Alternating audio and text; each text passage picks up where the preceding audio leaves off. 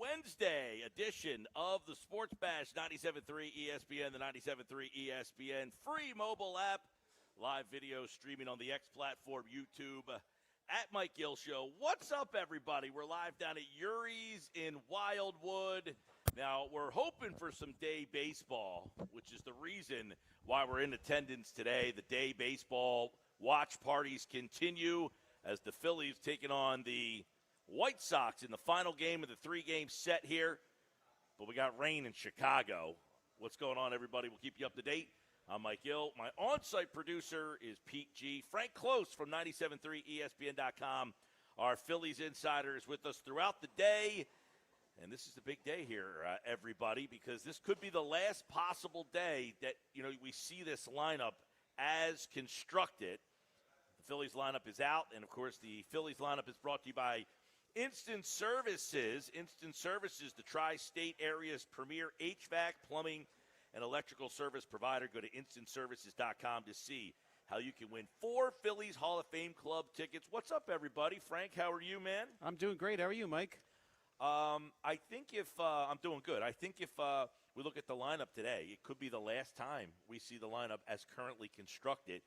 It was a normal lineup with Turner, Schwarber, Harper, Castellanos, Real Muto, Marsh, Kemp somewhere in there, and then I think it was Stott in the 9-hole today. Marchand in the 9-hole, Stott in the 8-hole today. This could be the last time we see as constructed here. So we'll see. I mean, we're less than we're about 30 hours until the trade deadline. Anything changing crazy that you're paying attention to as the Phillies are trying to improve this team? Well, Dave Dombrowski is not Ruben Amaro Jr., who seemed to make all his deals on July 29th. Dave Dombrowski seeming to take this thing down to the wire. Sounds like he's very active on relievers. Could be involved in a bat. Eugenio Suarez, could he be somebody the Phillies are seriously looking at? That kind of remains to be seen. They've been linked to him, but it seems like the Phillies are all in on a reliever, but not all in to the point that they'll give up Andrew Painter. Well, let's talk a little bit about that because, you're right. I keep hearing reliever. Griffin Jack's name keeps coming up. Let me ask you this, everybody out there listening, 609-403-0973. If you have Phillies questions, thoughts you want to get them in right now. It's almost like a rain delay. We'll take your questions live before the Phillies get ready to play the White Sox here. So send your Phillies questions in. Phillies trade-related questions, 609-403-0973. So let's start with this. If they went out and got like a Griffin Jacks, is that being cheap or is that enough? I'd rather Joan Duran, but it sounds like the Twins, Jason Stark recently reported that the Twins are kind of holding out for Andrew Painter if they're going to trade Duran. Jax is sort of a step below, in my opinion. I would really prefer the Phillies get a lockdown type closer that you can just set it and forget it, to steal that line from the 90s infomercials. But, I think if the Phillies are really, really serious about this, then they absolutely need to find that lockdown closer and just do it, right? This is the year to win. Well, and that's what, if they say, hey, look, they went out and got Griffin Jacks, but they didn't give up as much as, they could have, is that a good enough mindset? In other words, should the mindset be, Jacks makes us better, but not good enough. We've got to get the best possible guy. Duran's better than Jacks. Let's give up more and get Griffin Jacks. This could be a stare down, right? I mean, they're not negotiating in public. The Twins have multiple relievers that would be very, very helpful to the Phillies. And Dave Dombrowski, quite frankly, could be in a stare down with their GM, right? The Twins holding out for Andrew Painter to see if the Phillies are going to move on that. They might not. So, this could be a lot of back and forth. But Mark Feinstein of MLB.com says things are moving on Joan Duran, and he could be moved today. So one way or the other, we might know if Joan Duran is the guy at some point today because the Twins are moving. Yeah, and Duran is, look, if they got Duran, let me ask you that then. Let's get into that direction because Griffin Jacks is pretty good. He's probably right up there with Kerkering. Would he be better than Kerkering? Would he be the closer on this team? If you got Griffin Jacks, is he the closer on this team? That's a really good question, and I don't know the answer to that. I mean, they could go Kerkering, they could go Jacks.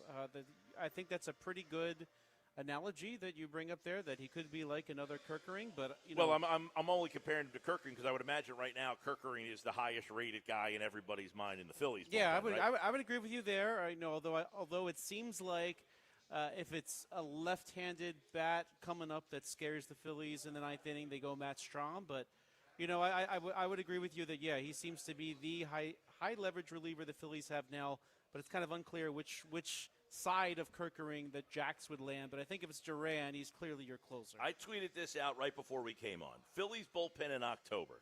A guy they trade for, Kerkering, Strahm, Robertson, Banks, Luzardo, Abel, Suarez. Is there anything if you're different? talking about Robert Suarez that the Padres might move, that would be okay. But Well, no, and listen, I say Ranger Suarez for this reason. Nola's going to be back in 2 weeks, it looks like.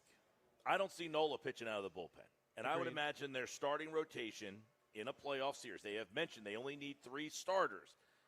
The fourth guy isn't needed until they get to the championship series. So for a wild card round, if they have to play in one, a division round, if they get that far, you would have Wheeler, Sanchez, Nola. That means 2 guys go to the bullpen. That would be Suarez and Luzardo. And then I think Abel, who John Middleton called out by name by saying, hey, you know, Dave told us a story back in 2006 when he was with the Tigers that, you know, they didn't think much of the Cardinals' bullpen. And then they moved Adam Wainwright there, and all of a sudden their bullpen was a lot better. So I think that could be Luzardo, Abel, Suarez moving to the bullpen. With that bullpen, first off, do you see it set up that way, or do you see it differently? Well, I think Mick Abel is probably the prime target to be moved, so I would imagine he is not there. You know, he could be the one that brings the arm that the Phillies acquire. So I think there's a real possibility that he gets moved. But you know, philosophically, it's one thing to just say, well, yeah, it worked for Wainwright. I don't know that necessarily means it works for everybody else. Yeah, I agree with you that Aaron Nola probably is starting no matter what. Luzardo, you know, we've seen him struggle out of the stretch. I don't know that you want your reliever in a high leverage situation to be someone who struggles from the stretch. You kind of want the guy that comes in and gets the strikeout. And again, maybe Luzardo tipping some pitches. You know, they had that really good camera angle last week against the Red Sox where you could clearly see Alex Cora indicating to the runners on base what the pitch was, and they correctly guessed. So, you know, I don't know that I would. Alex Cora has a little bit of a history of that, does he not? Yeah. Yes, letting them know what pitch is coming. That's his specialty. But, you know, I really think that it's better to get the one that has been there, done that. You don't have to worry as much. And you know, and in terms of Ranger Suarez, I have a hard time putting him ahead of Nola. You can always blame the injuries, right? That Aaron Nola's been hurt. So, you know, we're going to take it easy for this playoff, and he's not the third starter. But I also want to point out, too, that depending on how the season ends, I mean, the Phillies and Mets are kind of right there together. They're tied in the loss column right now. Mets lost last night. You get to the, I think 7-1. It was 7-1 Padres, so now they're tied in the loss column. So if you are chasing the Mets at the last week of the season, you're not going to have the luxury to set up the rotation the way you want it. So it could be a matter of who's point. You know, if Zach Wheeler's pitching the last game to go win that division, well, then he's not pitching the first game of the playoffs. That is an interesting point you bring up, is that, hey, you might need Zach Wheeler to make it to the playoffs or to win the division. I'm going to ask you, Frank, the voters are voting at Mike Gill Show on the X platform. Everybody get your votes in. Phillies fans, pick one. Closer, right-handed power bat, get help from the minors, keep but upgrade your platoons. Right now, 59% say you need a closer over everything else. 39% say a power bat. 2% are saying keep but upgrade your platoons, and I'll explain that one a little bit more. And then not one person has said get help from the minors. In other words, get help from the minors could be, hey, Mick Abel's coming up, Andrew Painter's coming up, Justin Crawford's coming up, and we're just going to say, hey, we're going to add those guys to this roster and hope that that is the difference maker in our system. Keep but upgrade your platoons would be essentially like trading for a Lewis Robert Jr., who did get a hit last night. Again, he doubled down the right field, or actually, was that a single down the right? Late in the game, he hit that ball down the right field line. But what the impressive part about that was he did it against a right-handed pitcher where he has really struggled. Now, you might say Daniel Robert, not Lewis Robert, Daniel Robert, not the highest of quality right-handed arm, but still he has struggled against right-handed pitching. He hit that ball the other way, and he was 1 for 3 last night. I think he walked earlier in the game. But that would be keeping but upgrading your platoon, I guess. So it seems like our listeners right now, almost 60% of them are pretty clear. They want a closer. Yeah, it's funny because you went through a stretch where the starters were all giving up 2 runs and the Phillies were scoring 1, it seemed, every single day. But lately, the Phillies have been hitting, and then you don't seem to notice the closer. Like, you can deal with Daniel Robert giving up 3 runs in the 9th and just shrugging your shoulders and on to the next day. When you get to the playoff time, pitching and defense are really what makes the difference. So, I mean, I think if you have to pick one, the closer is it. But I don't think that this Phillies team should, or their fans should accept just getting one piece at this trade deadline. This has to be the year that they put their chips on the table. This has to be the year before we have these free agents to be in Real Muto, Schwarber, and Suarez. You may keep some of them, you might not. I don't think the Phillies can take a risk letting this year end without winning the World Series, quite frankly. All right, so you mentioned it. We'll mention it again. Andrew Painter is apparently the player that the Twins won in a deal for Johan Duran. I would wonder what they would want for Griffin Jax. Is it like, hey, you can have Duran, we want Painter. You can have Jax, but we want McAble. Yeah, it's probably a lot of back and forth. They put that stuff in the media on purpose because they're trying to drum up. It's kind of funny. The media is a real tool sometimes to make the deals you want, where they'll leak something there to just try to get the pressure on the GMs. But the Phillies have long held the opinion that they are not going to trade Andrew Painter no matter what. I would actually be okay if Painter went in a deal for Duran, but I want another reliever too.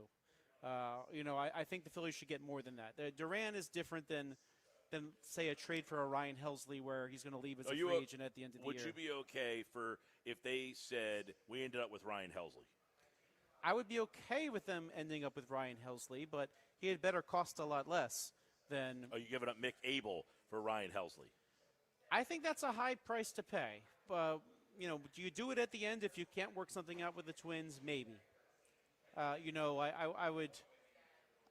It depends where the Phillies are and how well they're playing this game, because there are other pieces out there. In terms of lockdown closers, it sounds like it's Helsley out there and it's Duran out there. Beyond that, there's not a whole heck of a lot. There have been some indications that the San Diego Padres might trade Robert Suarez. Now, what would you give up for Robert Suarez? I mean, that puts you on a different level of closure. You almost have like different tiers now. You've got, where would you rank them? Duran, Suarez, Helsley, and then you've got Bednar, who would, there's some reports yesterday that the Pirates want a top 5 prospect in return, which, by the way, if I'm the Pirates, I have the power here, right? I have control of these guys. I don't have to give them to you. You're coming to me. I didn't come to you, right? Correct. Yeah. I would put Suarez probably 3rd in that mix and maybe Bednar 4th. Bednar is not a shabby option if all else fails. I mean, I know the Pirates don't exist, even though it seems that way, to be farm system for everybody else.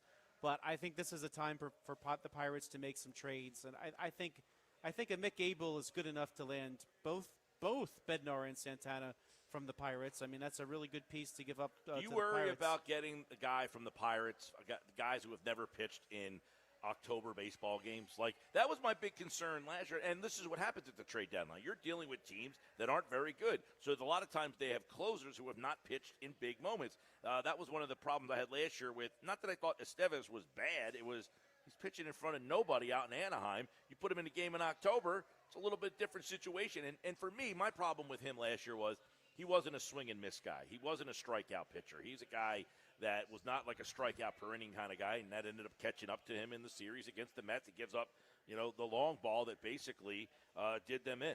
Yeah, Duran doesn't necessarily have that experience either. I mean, the one who does is Helsley from St. Louis. Of course, the Phillies got to him in 22, but I don't know that's going to be a perfect science. You really have to sort of project in that case there. So I think it's a situation where you get the best guy you can, and you work on it. I mean, I will say this though: Philadelphia is not like pitching in Anaheim or Kansas City. There'll be playoff atmosphere games down the stretch in Philadelphia. So hopefully that would be enough to sort of season some of these relievers for the postseason. 609-403-0973. 609-403-0973. We'll read off some Phillies questions through the text messages and all that stuff. If you have a Phillies trade question, now the Phillies are in a rain delay. The deadline tomorrow at 6 o'clock. This has got to be a weird situation. Now you're in a rain delay. You're trying to figure out if you're even going to play this game, when you're going to play this game. But at the same time, you're trying to figure out, can I make some calls? We saw a weird situation yesterday that involved a former Phillies player where there was a doubleheader, and Sir Anthony Dominguez played the first game with the Baltimore Orioles. For game number 2, he switched uniforms and bullpens. He ended up pitching in the game against the Orioles with the Blue Jays. He got traded in mid-game. Now, the Phillies are in a situation where this is interesting and fascinating to me. They're in Chicago playing the White Sox. The game is now delayed. So what is happening? Dave Dombrowski has an opportunity to say, hey, can we switch the lineup for the game tonight? Because Lewis Robert Jr. was, I think, in the 5-hole. He was. He was last night. I don't know where he's hitting in the lineup today. We'll check in on that. But the lineups have already been submitted. Yeah, I don't think they're eligible for a game that technically has been. I guess it's technically underway, right? I mean, what was it that one start in Atlanta? Well, they didn't actually start the game right, yet. Mick Abel didn't actually do anything in the game, but he got credit for a start. So I think I don't think that Luis Robert Jr. is going to play for the Phillies this evening if they play at 7 p.m. I was wondering, like, if right now they are talking and saying, hey, look, we got all this time between these games here. Can we make a deal? Can we do something here? Because right now the White Sox and the Phillies are in a rain delay, and there's a possibility. By the way, Lewis Robert is hitting 1, 2, 3, 4, 5, 6 today. He is playing center field as he is in the 6-hole. Could they literally have this conversation and say, hey, we will make the deal now. Let's flip-flop them, and we get Robert for the game this afternoon or tonight, and you get whoever we're giving you. Who you giving up for? And that would be keep and upgrade your platoon if you are voting in the poll at Mike Gill Show. I think if they do that, that should be the third thing that they do. As you hear them hang up TVs here at Urie's. Yeah, well, they're getting the TV set for the Phillies game tonight. You get That's the Phillies game. And by the way, mention this for all the people out there listening. I want to mention this. They got all the game day specials, the new slider menu.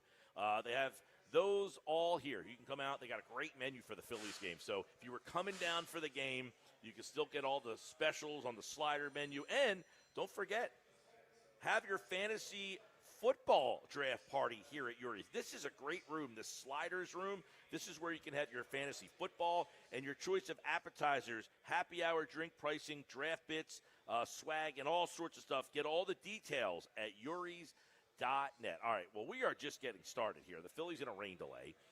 So that game may or may not start while we're on the air here today, which actually is good because, as we said, it could give us an opportunity to really break down a lot of the trade possibilities here and answer your questions on the text board at 609-403-0973. Let's pop a couple quickies in here. Guys, in 2022, Ranger was incredible in the pen. Could he do the same in 2025? You know, I would say this, Frank. It wasn't like he was pitching every night out of the pen. He pitched in, like, select big spots. He wasn't your traditional, hey, you're pitching on Friday night, getting outs in the 7th inning, and then pitching again on Saturday afternoon. Because keep in mind, some of these playoff games you're playing at 4 o'clock in the afternoon. I remember last year the Phillies played the Mets. It was a 4:05 game on a Saturday that they started that series. So this isn't like a regular season schedule where you're playing every night at 7 o'clock. So these starting pitchers getting out of their routines and asking them to pitch in the bullpen, that's where they become a little bit of a problem. Yeah, you know what though, Ranger Suarez, of all the players in the Phillies rotation, I think he's got the best temperament to do it. He just goes about his business. He's cool as a cucumber. He just kind of says, okay, what do I need to do in this situation? What's my strategy?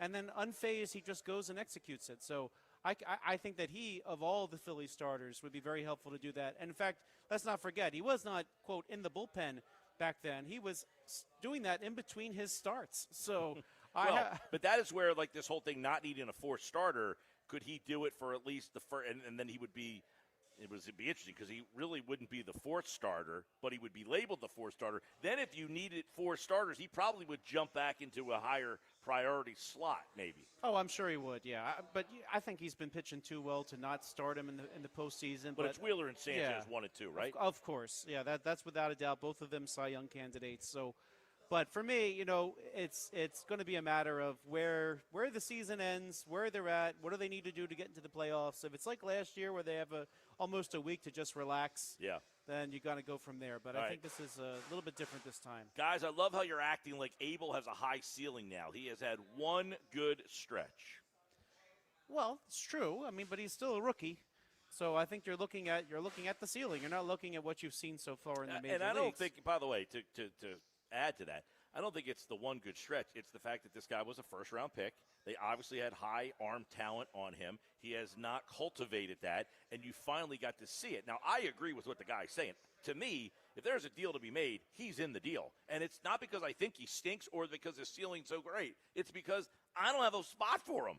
Yeah, and they have the most depth at starting pitcher right now. Andrew Painter's still around. Andrew Nola. See, I've been talking about too many names today. Aaron Nola's coming back. I think there's so many options. And Taijuan Walker's still around, by the way. So I mean, they have depth.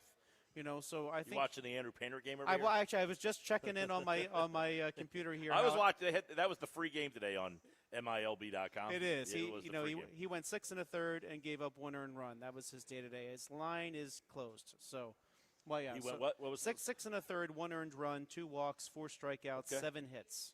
So does Painter factor into the season in your mind? Right now, I'm thinking no. I thought not Feeling yet. the same way. Like we're not going to see him in this whole. In the whole grand scheme of things, does he ever come up? Maybe after September when the rosters. Oh, they only get one. Yeah, spot you really now. get one reliever and one extra catcher anymore. So it's not really a thing. Well, the Twins are in action right now. They're on in front of us against the Red Sox. So we'll keep our eye on that game because there's a lot of rumors surrounding this game with Griffin Jacks and Johan Duran. We'll keep an eye on that. We got more text messages. If you have a Phillies trade question or Phillies season question, keep the text messages coming. 609-403-0973. Our Phillies insider Frank Close is here throughout the whole show today. So any Phillies news happens, we'll be all over it here on the Sports Bash. We are live at Urie's. Now, Phil's game is rain delayed right now. We don't know when it's going to start, but you can still come down to the Sliders Bar, watch all the action when the game starts up. And don't forget, the Eagles Championship Lombardi Trophy is here, and people have already stopped by, got their picture taken. You can go see. Intern Gina is in the doorway over there. She is dying to take your picture right now. And you can get that right here at Urie's. And don't forget your fantasy draft party headquarters right here in Wildwood. Can you believe it's fantasy football season? Check out the details at uries.net. All right, we're just getting started. And we'll have Mike McGarry from the Press of Atlantic City, pressofac.com, joining the show, giving us his thoughts on the deadline. That's next. This is the Sports Bash on 97.3 ESPN.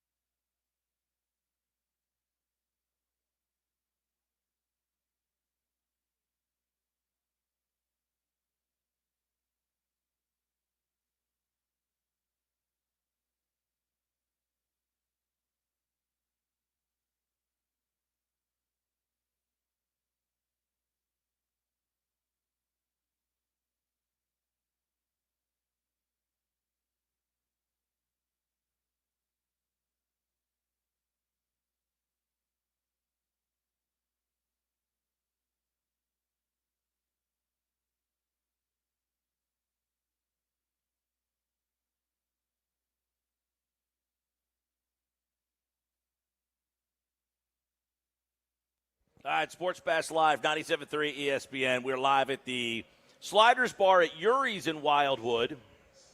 I'm Mike Gill. Don't forget, you can come out and get your picture taken with the Eagles Championship Trophy. It's right out there. I love how you display it right in the hallway. Come in, get your picture taken, stop in, have a nice cold one, head out to the outside. It's a hot day out there. I don't know why you would want to be outside today. That's too hot. Come inside and hang out with us. Phil's in a rain delay today.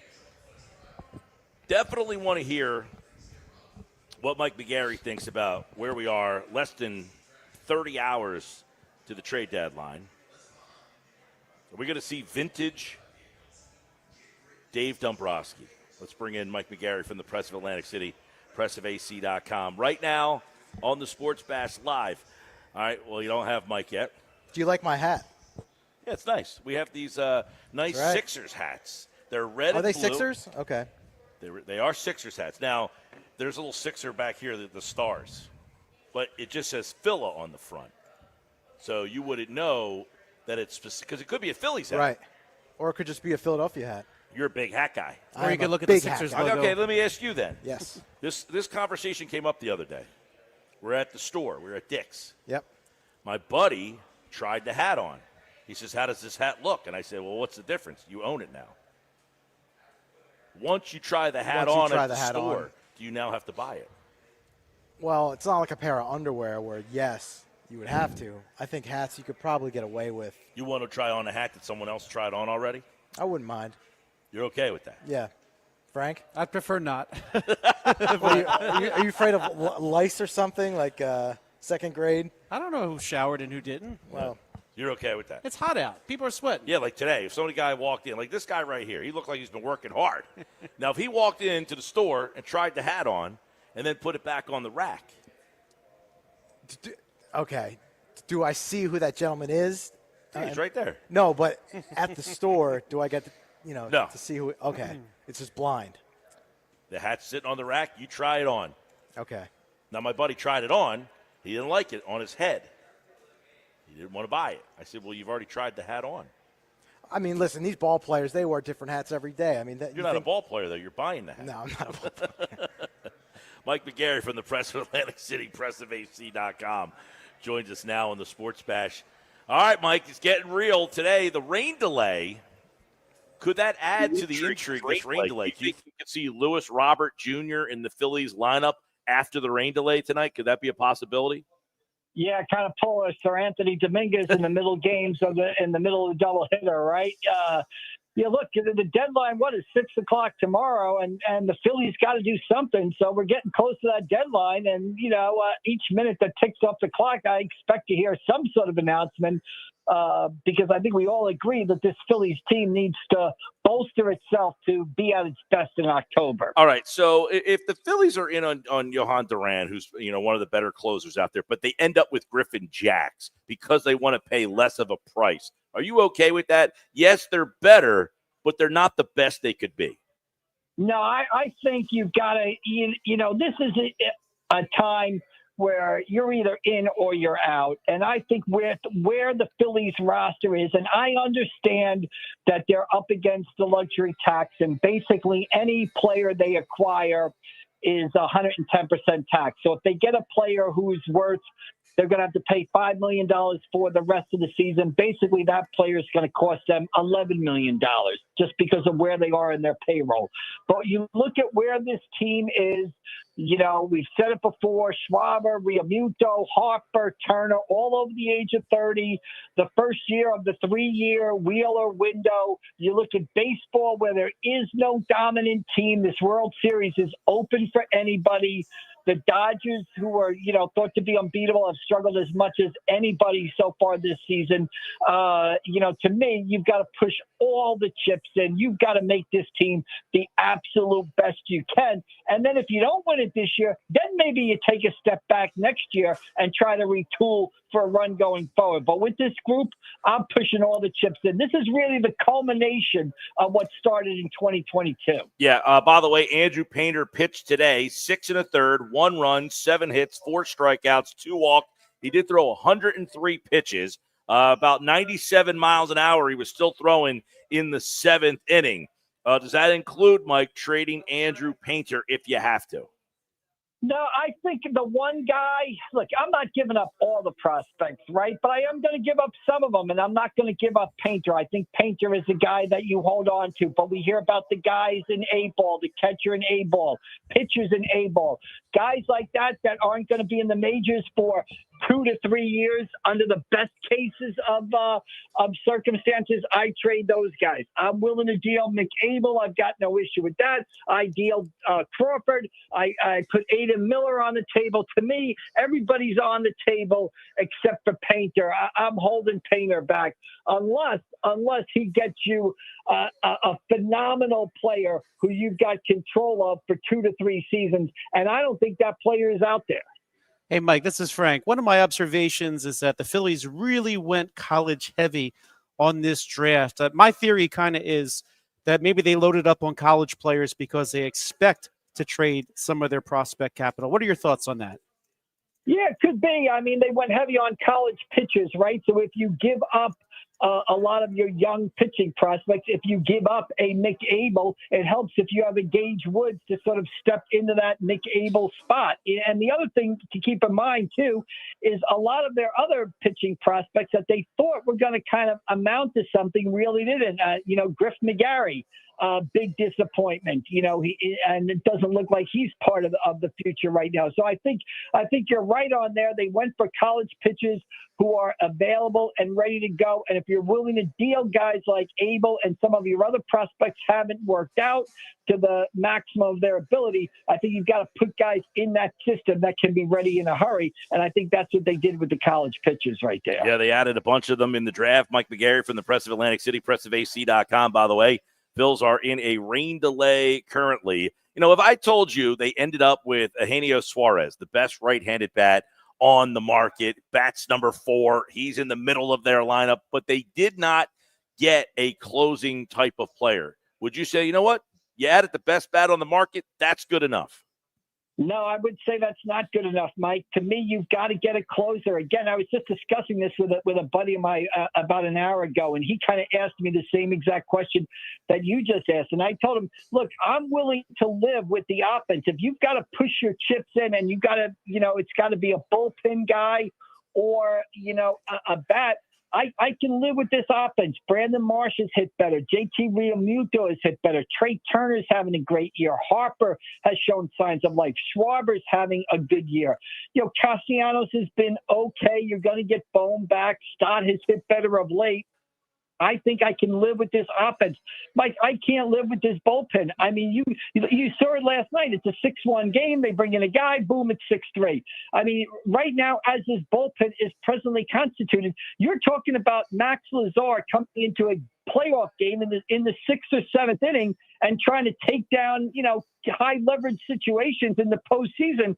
No offense to Max Lazar. He's pitched well this season, but I don't think he's the type of guy you want to be sending out there in the 6th, 7th inning of a playoff game. And again, I go back to the bullpen at this time last year.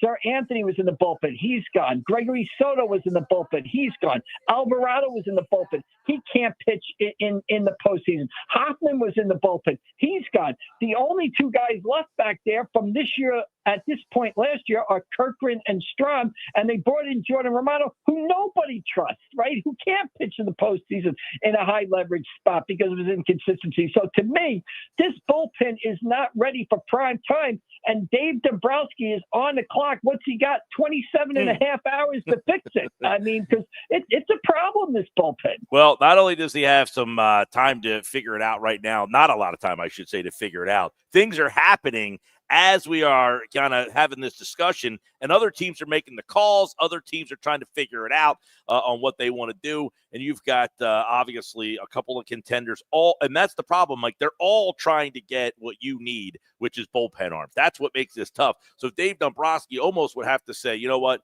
the heck with this. I'm not waiting on anybody. I'm just going to go, because if he waits, he's probably not going to end up with what he wants. Yeah, and again, the market is kind of shrunk because you have Class A of Cleveland, for the gambling investigation. So he's out of the mix now. The guy Bautista in Baltimore is hurt. But, yeah, I would like to have seen Dombrowski to be more aggressive. I'll point it out. Gregory Soto, I know he wasn't great here, but, the Mets go get him. He adds depth to his bullpen. I mean, I realize they're secondary arms, but I would have been open to the possibility of taking Soto or St. Anthony back. I know they're not back-end lockdown closer guys, and I know you have David Robertson pitching, getting ready for AAA, and he'll be up here soon. But, yeah, to me, I agree with you. I would think that, Dombrowski would have been more aggressive, especially in the pursuit of bullpen arms, because, like you said, everybody wants them, and you have teams being aggressive. The Yankees made another deal today for Slater. They got Ryan McMahon. They got a pitcher. The Mets go get Soto. I mean, it kind of leaves you wondering, what are the Phillies doing? All right, Mike McGarry from the Press of Atlantic City, pressofac.com. And, of course, the Phillies in a rain delay today, but we are just ahead of the trade deadline, which is tomorrow at 6 o'clock. So all the things are happening. You get any vibes about Stephen Kwan, a left-handed hitter? He would be – now, he's interesting, Mike, and I would like to get both Frank and Mike your take on this. If you got Stephen Kwan, a left-handed hitter, which, adds to some of the problems this team has, they are very left-handed, would he be a guy that would push your pile to say, you improve this team significantly, and where would you hit Kwan? Lead off and push everybody back one, or somewhere down towards the lower half of the lineup? Would that be a move that does enough for people on the offensive side of things? Yeah, I think it's a solid move, Mike, but I don't think it puts you over the top. I mean, he's an outstanding defensive player. He's a guy who hits for contact, which is what they don't have. They can put him in left field tomorrow if they got him. I would maybe bat him leadoff. You push Turner down to second, and everybody kind of rolls from there. Everybody moves down one spot. But I kind of wonder in my head, Mike, and he's a wonderful player, is he a difference maker on this team? Is he a guy that's going to come in and win you games? Maybe he wins a game with his defense. He doesn't really hit for power all that much. So can he change the game with one swing? And again, Mike, I come down to it. If you're going to spend the capital on a guy that you would have to spend to get Stephen Kwan, who has, I believe, 2 to 3 more years of control. So obviously you're going to be giving up a lot for a guy like that. I would much rather put all my resources into the bullpen and get, another arm in the bullpen and have options back there. To me, Mike, again, I keep saying it, but this bullpen is just not ready for prime time when it comes to October. And again, I think the offense can get you home, it can get you to a World Series, but this bullpen can't do it. Yeah, to me, if you get a Kwan, he is a secondary piece, or he is the offensive piece you get if the other things that you're looking at didn't work out. So I would take him personally over Max Kepler in left field. I tend to think that Kwan might have to hit like sixth or something like that on this Phillies team, and then you're still kind of not having the right-handed batting fifth in that scenario. So I still think that they're probably focused on a right-handed bat first and foremost, but certainly in a situation like this, if a player like Kwan is available, you at least have to see what you can do in terms of that. But I think he's going to end up on the Dodgers personally. Wow. All right. That would be interesting. All right, Mike, we will talk to you on Friday. Will we be saying that Dave Dombrowski aced the test or disappointed us? Yeah, I think Dombrowski is going to come through as far as the bullpen goes. I don't know if he's going to get that big bat that we're talking about. I don't know if he's going to get Suarez, but I think he to let this bullpen go would be malpractice. And Dave Dombrowski is a Hall of Fame general manager. He knows better than anybody. This bullpen is going to look different on Friday than it looks today. I'm confident of that, and we'll see how it plays out. All right, we'll keep our eyes on that. Phil's in a rain delay now. We'll keep our eyes on that. When they return, we'll let you know. Mike McGarry from the Press of Atlantic City, pressofatlanticcity.com. Of course, here on the Sports Bash. He'll be back on Friday's show as we'll look back at the trade deadline, see what the Phillies did, and get his reaction on that. Phil's, and of course, the Mets, by the way, they are separated by just a half a game leading into the deadline. This sets up for a fun summer between the Mets and the Phils. All right, Mike, thanks, buddy. All right, we'll see you down the road, guys. Thanks for a few minutes. Absolutely. Mike McGarry from the Press of Atlantic City, of course, right here on the Sports Bash Live on 97.3 ESPN. All right, coming up, We've got so much more to go, including, listen to this one, a 17-year NBA veteran. All right? Why does Joel Embiid continue to deal with injuries? A former NBA player, 17-year veteran, discussed his thoughts on why Embiid is constantly hurt. You'll hear what he said coming up next. Live at Urie's in Wildwood. Stop out Phillies Day Baseball. Yeah, it's a little rain delay, but the Sliders Bar has great specials. And you can get your picture taken with the Lombardi Trophy. It's sitting right out in the hallway here. Stop out, get your picture taken. Come on in, have a nice cold one. They got great specials. And we got more Sports Bash on the way. Plus, in the 3 o'clock hour, with 2025, this team right here, should this year's team be the priority, bar none? That's coming up at 3 o'clock on the Sports Bash, 97.3 ESPN.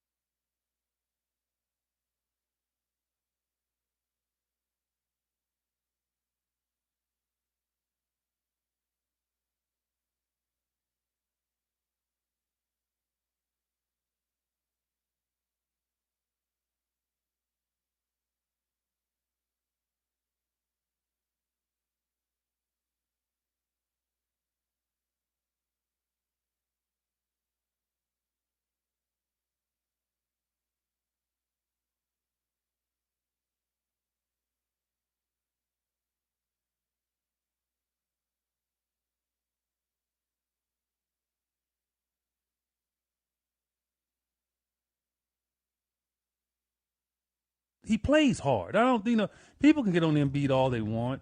Like, based on the shape that he's in, the dude does play hard. Like, he's going to try to defend the rim. He's going to try to do things. And I think that's part of his issue. When you're trying to play as hard as he does at times and you're out of shape, you're going to get injured. That's just how it works. Like, you're going to get injured if you're trying to play hard. Yeah. And I think that's the realization he has to come to. That's 17-year NBA veteran Eddie Johnson, host on NBA radio on Sirius XM. He said that's why Joel Embiid constantly gets hurt. He's always playing hard. What a novel thought, people. People who think that Joel doesn't give it his all or doesn't play hard. He's saying, no. That's why he's always getting hurt, is because he's always playing hard. And because of his size, how big he is, 7'2", you play as hard as he does. Now, is anybody buying that? You buying that there, Peachy, on Embiid? No, I'm not buying it. Maybe sometimes, but there's just the history's there. It's just too many injuries. Yeah, but he's saying the injuries are occurring because he plays so hard. He does play. He does flop on the floor all the time. We see it in games, but I'm not buying it. I would imagine most people out there listening aren't buying it either. And I was listening to that this morning. Eddie Johnson, who is one of the hosts on Sirius XM NBA radio, was talking about, hey, look, this guy, he plays hard. And I know it's hard for people to come to terms with, but I'll tell you what, the Sixers need him to be healthy because there is a lot of interesting buzz around this team as you kind of look at the offseason with VJ Edgecombe coming in and obviously McCain coming back healthy. What could they be with a healthy Embiid? Well, that's down the road. But we do have a trade to report, not with the Phillies, though, Frank. It is a third baseman, though, off the board, and that is Ke'Bryan Hayes is going to Cincinnati. So it looks like the Reds, who were one of the teams that were interested in Eugenio Suarez, they went the cheaper route. They did, but they got one of the best defensive third basemen in the game. So that satisfies third base for the Reds, so fewer teams in on Suarez. Fewer teams in on Suarez, who is in the lineup today. He is back after getting hit in the hand, and he sat out the other day, but he is back in the lineup. By the way, we'll see what time the Phillies are going to get started. There is some hope that they can get this game in here in the next hour or so, possibly. We'll see. I know, Frank, you said one of your friends is sitting outside the parking lot. Yes, yes, she is, in the rain. Well, don't walk around that neighborhood, right? Yes, that's what I told her.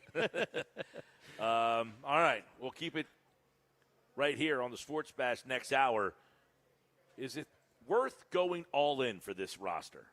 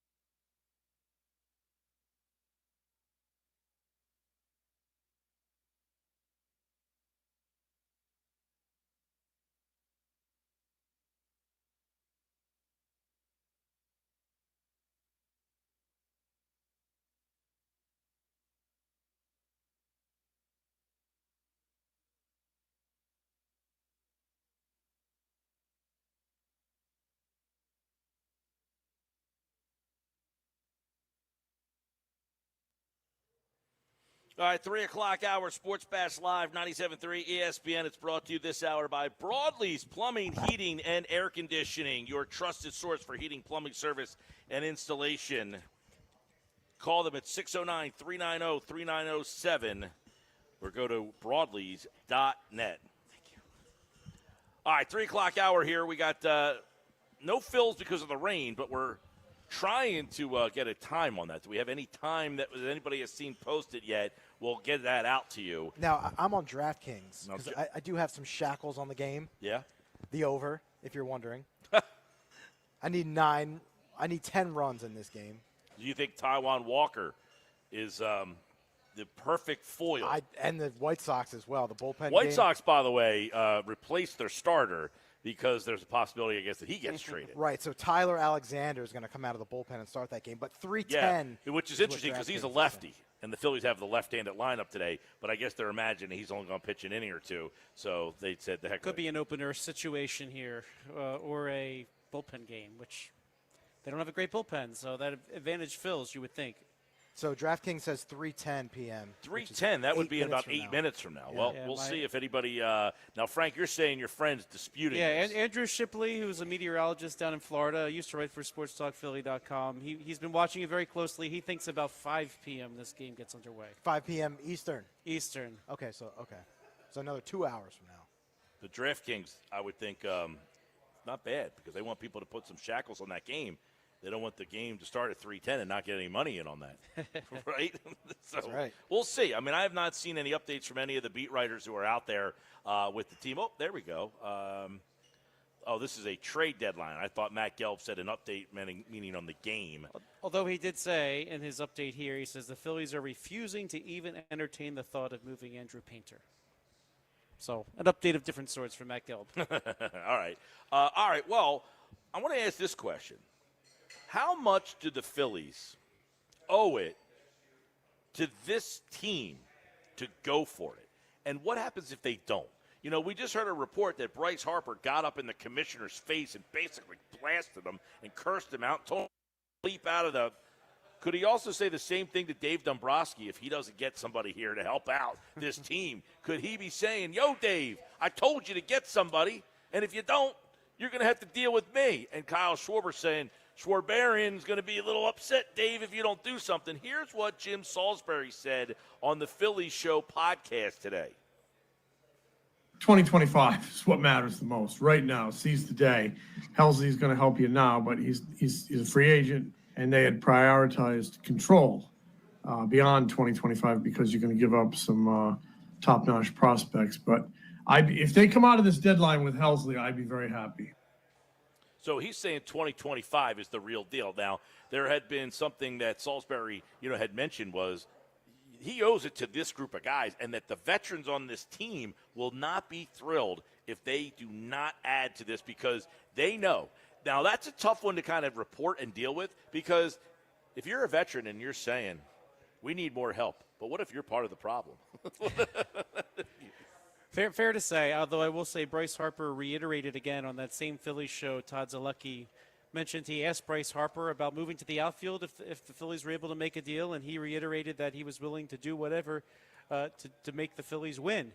So, I think that the fact that Bryce Harper is saying stuff like that to reporters really does show that they feel that same sense of urgency, and those that are good teammates really want to make this happen. So yeah, but I don't think the Phillies are in a situation where they're trading a lot off this major league roster. So I think they'd be adding rather than subtracting anything. Well, for instance, let's go down the level of here, okay?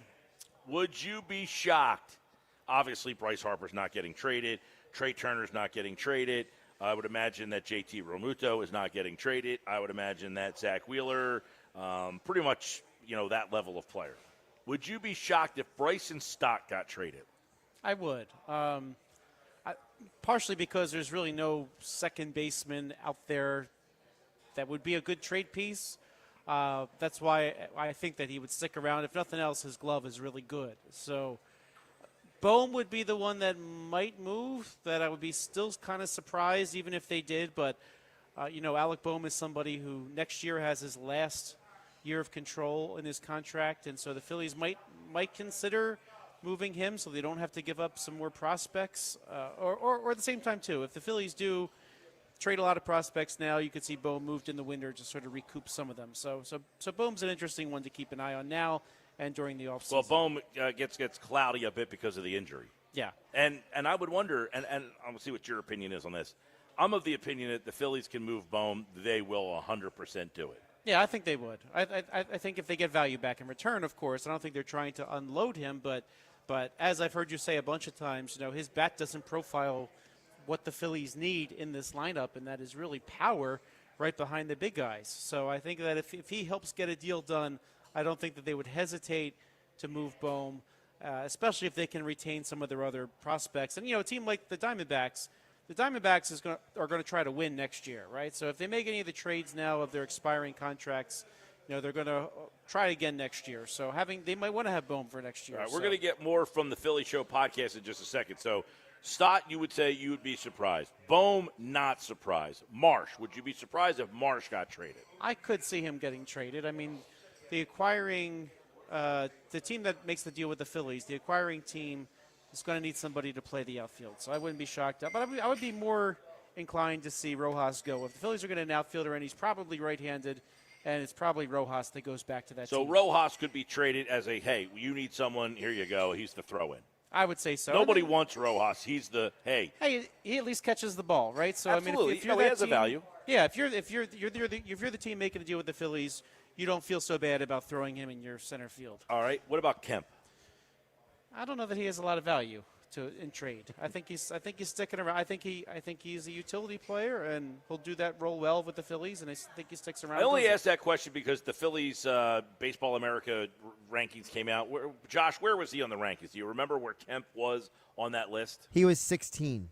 All right, so he's 16. So I saw a bunch of potential trades that included, for Suarez it was, the number 9 prospect in the organization and the number 15 prospect in the organization. I said, well, that's profiles where Kemp is right now in the Phillies organization. Like if you traded Abel and Kemp to get Suarez. Like in other words, hey, we're giving you our third baseman because we don't want to pay him, but we'll take Kemp back in return and let him play third base. Yeah, I mean, the way that a trade, if it works out like that, the other team, again. Would you do Bohm? We've seen the Would Phillies. Would you include Bohm in that deal?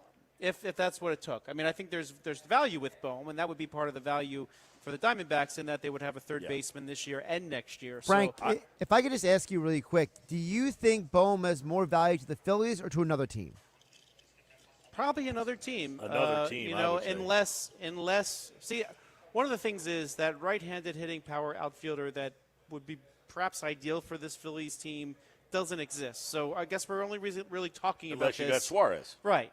Well, Suarez would not be the outfielder. He would be a third baseman. Now, would you play Suarez at third and then move Bohm to first if you didn't include Bohm in the deal? If he's not in the deal, I do that when he's and then Harper to the outfield, or would you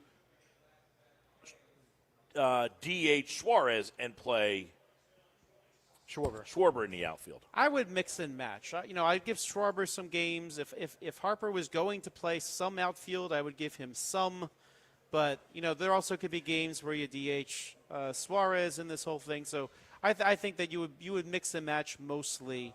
I don't love Kyle Schwarber in the outfield. So I don't love it, but in a way to get another bat here, you would do it, right? Yeah. Well, yeah. I would make it work. If you're able to get Suarez, you just figure this out. You would do it for 2 months and then reset in 2026. Of course, because he would be a free agent to be, and Right. then you figure out you either re-sign Suarez if you get a good deal, or you just move on and put Bohm right back at third if he's still with you. Okay, I got 2 more guys to ask you about. Castellanos. His name has fringely come up. Would you be surprised if they moved him? The only team that really seemed to be interested were the Royals, and they got perennial right-handed bat traded at the deadline, Randall Grichuk instead. Who I thought the Phillies should have signed in the offseason instead of Kepler. Yeah, and you thought they should have traded for him last year too, right? So, yeah, I don't think there's a market for Castellanos. Maybe in the offseason someone takes a flyer on him because he's only got 1 year left. I actually have 2 more guys that just popped into my head. Suarez. Ranger, as in Ranger? Yep. Not going anywhere. Okay. What about Luzardo? Not going anywhere. All right. They need him next year. All right, those would be the guys on the roster that would be potential options to be moved. All right. Bob Nightingale just putting this out. The Twins are expected to trade Duran by the end of the day. They have been in heavy discussions with the Phillies, and they have not lowered their asking price. They want Andrew Painter in that deal. And if I'm the Phillies, I got to hang up on him, right? I don't.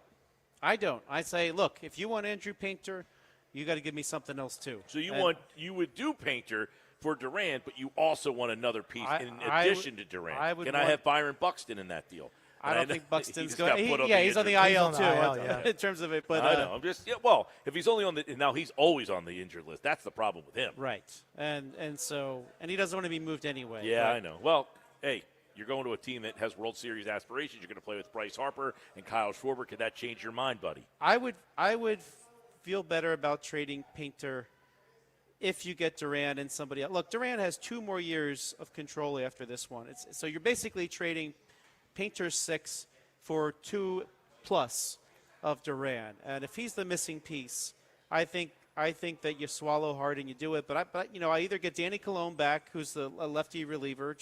I know the Phillies are starting to accumulate a lot of pieces in the pen, but I do it. Or you poke around the rest of the Twins roster and try to be creative here. I don't have anybody in mind in particular, but I think that if you can get another piece back that helps you, I mean, it could be a prospect that you flip to somebody else. Yeah. So let me ask you this. By the way, it looks like FanDuel was wrong. Oh, what's the game at now? It's 3-12. Let me check. Did it start without our knowledge? I don't see it on. I mean, they don't have the. We still have the traditional rain delay on the television. The game is now off the board. Actually, 4:10. Now it says 4:10. Okay, maybe that was a Central Time. But Mike, by the way, this gentleman right here cracked me up because when I said what the compensation was for Duran, your disappointment was apparent. You were not happy with the fact that they have to give up. Well, I was going to ask he Frank just was this. like, oh, man. Are you okay with the Dodgers landing Duran by the end of the day? Because then, you know what would happen? You face the Dodgers in the playoffs, and then they got Duran facing you, and you're thinking, oh, man. Right. I got one more name for you that I went back from the Twins. Okay. Royce Lewis. Okay. Former first-round draft pick. Overall, his numbers look so-so, but the last 30 games he's batting Castro's .324. names come up a lot. You like him at all? No, I don't think so. But Royce Lewis, I think he's a right-handed bat that might be able to help you out, not just this year, but beyond. And he's had a really good last 30 days. I would consider taking him back. Last 30 days, I would throw Lewis Robert in there. He hasn't had a good last 30 days. He has had an exceptional last 30 days. I mean, the guy's been unbelievable. And by the way, I was not on the Robert wagon. But to me, if you got him and I've said for a flyer, I would take him at a low cost. I don't know if I'm giving up any of the top 4 guys or whatever, but he would thoroughly improve your platoon. If he was playing against left-handed pitching as opposed to Johan Rojas, you are significantly better against lefties than you are with Rojas. Now, I think what the Phillies would do is I think they would give him the month of August to just play every day and see if he can hit right-handed pitching as well. And if he can't, on September 1st, you then bring Crawford into the mix and you play him in a platoon with Robert. He faces the lefties. Crawford hits against the righties. And now you at least have a guy that you can do more with as a pinch hitter. You can't use Rojas as a pinch hitter. He's not going to go up there and hit in the 7th inning of a game when a lefty starts or comes into the game to face Marsh. You're not saying, hey, Rojas, get your helmet on. You're hitting for Marsh in this situation. So this situation at least gives you the ability to bring a guy in off the bench as well. So I know Robert has, when you look at a guy hitting 206, but he is hitting like 300 with an OPS of almost over 900 against left-handed pitching. He is. I would take him, but I don't. For me, if you're going Abel. No way. Gene Cabrera, or who's number 9 on the Phillies prospect list.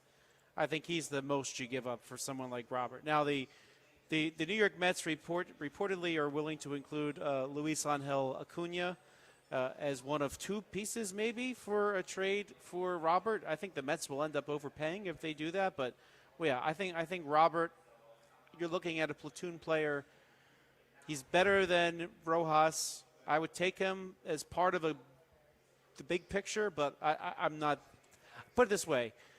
Robert has 2 years left of team options for $20 million each. I don't think any team, the acquiring team or the White Sox, are going to pick up that $20 million option for next year. What about the guys with the blue claws? So- Tait, Escobar?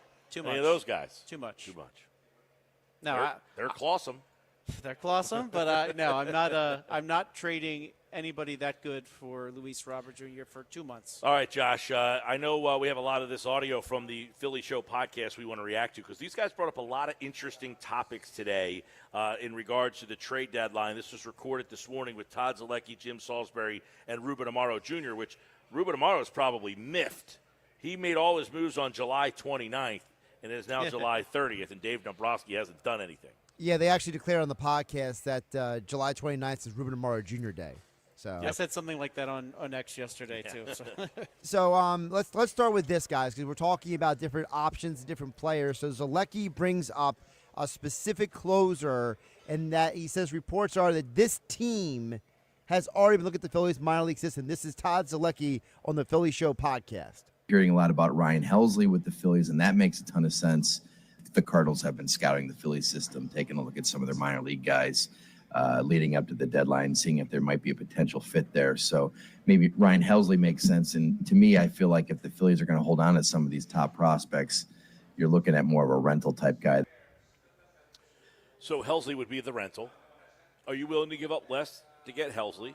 And are you okay with Helsley? I say if I have to give up Andrew Painter to get Duran, but I only have to give up, say, McFarland or someone lower down the list to get Helsley, I think I'm okay with that. I think Helsley, in this situation, in Philly, pennant race, ups his game. I think you're pitching on a team right now, when you're the closer on a team that's just average, doesn't maximize you. Helsley is excellent. And look, at the end of the day, literally, well, the end of 6 p.m. tomorrow, the Phillies have to get a closer. If they walk away with him, with Helsley, I don't feel bad about that at all. No, David Robertson, you have any – I mean, they traded for him in 2022 when he wasn't even that big of an impact. You're bringing him back 3 years later. Have you seen Seth Johnson pitch lately? Have you seen Daniel Robert pitch lately? Seth Johnson's a shame. He does have good stuff. It feels like Seth Johnson either gives up a hit or has a strikeout.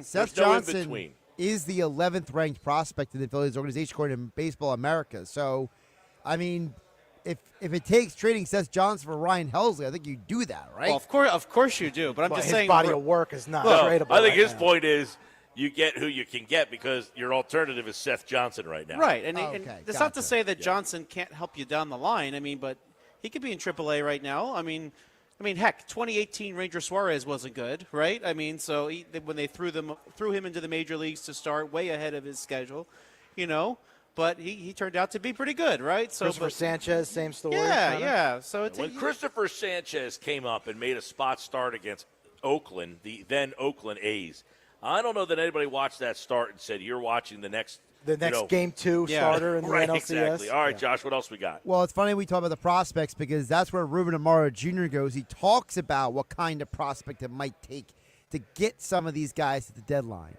Sometimes, you have to go to plan B or C or D. And so if they can't get the controllable guy, maybe they have to give up a couple of prospects that they probably didn't want to give up in a rental, but have to get it done. And, that's what you're going to end up doing, I think, with a guy like Helsley. And listen, Ruben Amaro, like him or not, in terms of the job that he did as the GM, he took big swings. And at the end of the day, he took big swings by giving away some of the big prospects. I mean, he made a trade for Cliff Lee in which he included Lou Marson, Jason Donald, Carlos Carrasco, and Aaron Knapp, Jason Knapp. And all 4 of those guys were at one point like, these guys are untouchable. There's no way we're trading these guys. So the Phillies know the level of the player that they're giving up. They do. You're just trying to sugarcoat that the guy's better than possibly he really is. The question is, which one of these guys who are actually better than they are trying to portray? And that's why I wonder with Justin Crawford. Do they have something on Crawford in the back of their mind that worries them that they said, the heck with it, we'll just bring him up. What's the difference? Why would we need to trade the guy if he was the answer to the questions here? Yeah, I think whether he comes up depends on if he's traded. I think he's going to be part of this this season's solution one way or the other. I think it's just a matter of who actually goes out of this organization right now. Is there a spot in the outfield when the dust settles after tomorrow at 6:00? I think they could decide, hey, we got the third baseman we wanted. We're not getting what we like out of center field. Well, maybe you bring him up. So I think they've got some options. That's a nice thing about Crawford. They don't have to rush him. They don't have to move him. They can see what they get at the deadline and then go from there. All right, Sports Bash Live, 97.3 ESPN. Couple more, Josh. What else we got? Well, you mentioned about options. They name Todd Zalecki and Ruben Amaro a specific player, asking, is this player enough to get what the Phillies need for 2025? Everybody expects Mick Abel to be traded. Mick Abel for Ryan Helsley 1-1 probably doesn't get it done, I would think. Ooh, I think it might get it What do you done. think? At the end of the day, to get a controllable starting pitcher like that, I think it might get it done. If that's the price, that's a pretty high price for a rental. Yeah, I'm surprised. I mean, Ruben would probably have a good feel on that, right? He would. And here's the good news. Reports are now that by the end of the day, Joan Duran will be moved. Mm-hmm. You'll know how desperate you are after today. Because if the Phillies land Duran, then you don't worry about it. The Phillies don't land Duran, well, then you're on to plan B, as Amaro said, and that might include swallowing hard and giving up a Mick Abel for 2 months. I don't have a problem. Like, I'll overpay a little bit if Abel's my compensation. Like, if you told me I don't want to give up Abel, I think he's going to be really good, but I have no use for him. You know? Yeah. I have no reason to keep him just sitting here hostage, because realistically, Wheeler, Nola, Luzardo, Sanchez, Painter. There's 5 guys right there that are all ahead of him in the pecking order. He's not going to pitch on this. Now, you can say, well, he's the depth fee. How long can I keep this guy held hostage in the minor leagues being the 6th fill-in guy unless I can get something for him? At some point, I have to say, I like this guy, but he's not doing me any good. Well, here's what I do if I'm the Phillies. If Mick Abel is still on the 40-man roster tomorrow at 6:01, I tell him immediately, you're in the bullpen at AAA, and we're going to prepare you to be in the Phillies bullpen. I'd be okay with that. And I said the other day, same thing. If they can't make a deal with Justin Crawford, then the next thing is you're up here, and Max Kepler, thank you for your time. Yeah. Thanks for giving us nothing. Yeah, and I would even bring him up and cut Kepler if the Phillies acquire Suarez and they have to bump somebody to the outfield. I like having him around, if for nothing else, to have a good outfielder in left field when the game ends if Schwarber has to start in left. Yeah, I listen, Mick Abel, I would be fine trading him, even if it was like a 1-for-1 for a rental player, like a Helsley that can help me win a World Series right now. Because guess what? You know this town. You know this place. That 08 team, that 93 team didn't even win a World Series, and they're one of the most popular teams of all time. The 08 team can walk on water. The 2022 team is well regarded. But just think about what it would be if Ryan Helsley was on the mound, dropping down to his knees like Brad Lidge did. Hey, that's, as I frequently bring up, the great line from Casey Stern, prospects are cool, parades are cooler. Go get a parade. Go get the parade. What's it going to take? Well, we'll try to get updates on the Phillies' start time, the rain delay. Now, you can come down to the Sliders Bar. They got all the specials, and you can get your picture taken with the Lombardi Trophy. That's my favorite part because when we go to this commercial break, we're going to go out and get our picture taken, boys. We all got to go out there, the 3 of us, and get our picture taken with the – it never gets old. You just get, different people in the picture. You keep trying different things. And when we come back, this hour of the Sports Bash brought to you by Broadlee's Plumbing, Heating, Air Conditioning, your trusted source for heating, plumbing service, and installation. Call 390-3907. A lot of text messages have been coming in. 609-403-0973 if you have more text messages.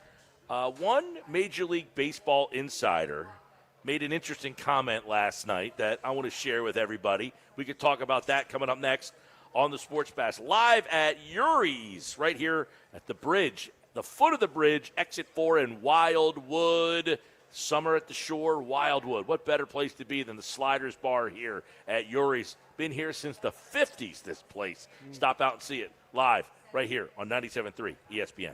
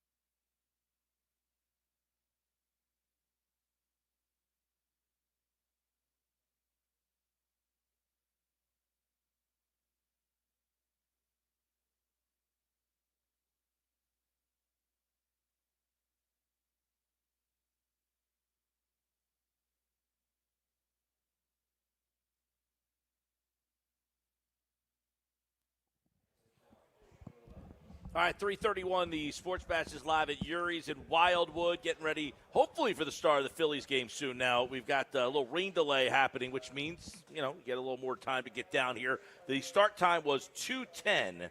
It has been moved and pushed back. We're thinking about I don't know, sometime around 5 o'clock, maybe. Is that what you're hearing there, Frank? Yeah, just after 5, according to Andrew Shipley, a meteorologist down in Fort Myers, Florida, but a Phillies fan, so he's looking at it closely. By the way, Eugenio Suarez just doubled, and as Bob Nightingale tweets out 4 minutes ago, and what will surely be his final plate appearance. He says surely will be his final plate appearance. He could be traded, and he could be traded to Philadelphia, Milwaukee, other places as well. Everybody is trying to get the right-handed bat in the lineup, and that will be the name we'll be keeping an eye on here.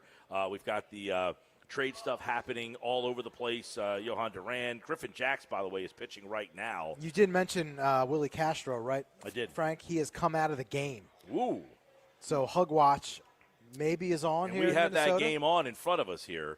Griffin Jacks is actually on the mound. His name has been brought up. Jason Stark mentioned him for the Phillies earlier. He's pitching right now. That's not a sign you're getting traded, right? If you're pitching in the game well, like currently. Painter pitched last night. That's probably Painter a sign. pitched this afternoon. Or this morning. Yeah, even better. Then Yeah. he's probably not going to get moved. Yeah, that's a good point. I would imagine if you were thinking about trading Andrew Painter, you were probably not trading him today. By the way, did you see Johan Duran yesterday trolling fans by having hugs in the dugout and walking out with his glove just to mess with people? I did see that, yes. So it's Willie a hug Castro, season. by the way, I mentioned him when you brought up who did you bring up from the Twins a couple minutes Royce ago? Lewis? Oh, Royce Lewis, yeah. So Willie Colon is a switch hitter, and he is kind of a better version of Weston Wilson. Yeah, Willie Castro looks like he's only batting, 245 on the season, but in the last 30 games, He's got a good on-base percentage. 183 the last 30 games, last 7 games, 115. And he was 0 for 3 today. Yeah, he's in a slump. That's for sure. Yep. Definitely, not a power guy, but good on-base percentage. He is kind of a super utility guy. Can play, the outfield positions, and also play some second. Yeah, I like him better than Weston Wilson. That's for sure. Weston Wilson can't play at this level. I mean, let's be honest. Quadruple A type player. Does well at Triple A, fan favorite. Just probably won't stick in the major leagues, but nice guy. So I don't know anybody who caught this, but John Heyman over at MLB Network tweeted last night that, and I don't know what made him. I mean, obviously, I take that back. I do know what made him, but what did he mean by this? He tweeted this out. Kyle Schwarber has entered the MVP conversation along with Shohei Ohtani, Pete Crow Armstrong, and they said Will Smith will be involved in that. I don't know where Will Smith's not even in the conversation at this point right now. But I went ahead and looked at the odds for the MVP because I'm thinking, okay, he has entered the conversation, and I'm like, he's been in the conversation, don't you think? That is what are we looking at here? This is Willie Castro, and certainly he was pulled from the field. Oh, Oh, so that is certainly a hug watch. And there are hugs, literal hugs in the dugout after that. So who knows? Like I said, if the Phillies do go big for nobody else for though. Duran, you can't really see. They didn't really pan to the bullpen, so we'll see. So the tweet last night, I want to bring it back up and read it in its full entirety here because I thought it was so. I had mentioned before, if you want a long shot, you put a couple bucks down on Kyle Schwarber. But right now, he is a long, long shot to win the MVP. That doesn't mean he's, I think he's got the third best odds. But Ohtani is such a favorite to win the MVP that it is like astounding right now. So he puts that out there, and I'm thinking, did these odds change at all? But right now, the difference is your odds are for the MVP. Ohtani is minus 2,000. Pete Crow Armstrong is plus 1,300. And Schwarber is plus 1,700. So I guess the question would be, is Schwarber, with the 37 homers, the RBIs, he has a pretty good batting average this year. Does he have any shot? Do the voters say, you know what, Ohtani's won the last couple of times? I'm going to vote for Kyle Schwarber. I think they might. I mean, Ohtani's pitching now, right? I mean, he could miss a couple of weeks with a broken fingernail even, for all we know. I think they might be. They both, of course, will be strong candidates. I think when the season ends, and Schwarber is not showing any sign of slowing down. Schwarber is, I think, ahead of Ryan Howard's pace for home runs now. Ryan Howard, of course, set the record with 58 on his MVP season. So I think I think he's got a real shot here, depending on how the Phillies end this season. I think he will be in their consciousness for sure. Kyle Schwarber, this is the tweet. John Heyman. Kyle Schwarber has entered the MVP convo. Ohtani, PCA, and Will Smith also win. Now, Will Smith he's not even in the odds. Like, if you go to DraftKings or FanDuel or Bet365 or whatever app you use, Will Smith doesn't even have odds. That's number one. Number two, Ohtani is minus 2,000. There is no shot. Now, what we talked about this last week. In the event that Ohtani ended up, something happened to him or whatever, who would be the best value bet? And at that point, you would say Schwarber at plus 1,700. If you just bet it right now and something actually happened to Ohtani, that would be the move. Now, you would would you go PCA plus 1,300 or Schwarber plus 1,700? Which is the better value play? I hate to say it, but probably Pete Crow Armstrong. He can play the field, and I know voters have not necessarily been kind to straight DHs in the past. Of course, Ohtani pitching now, so he's not just a straight DH, even though he has won an MVP as a straight DH. But I think there is a difference here, just because he is the one, Schwarber is the one straight DH. And Ohtani.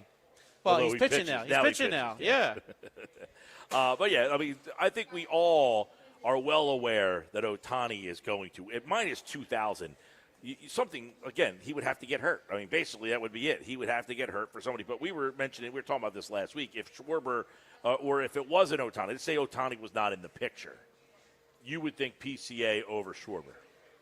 But I guess it depends on the.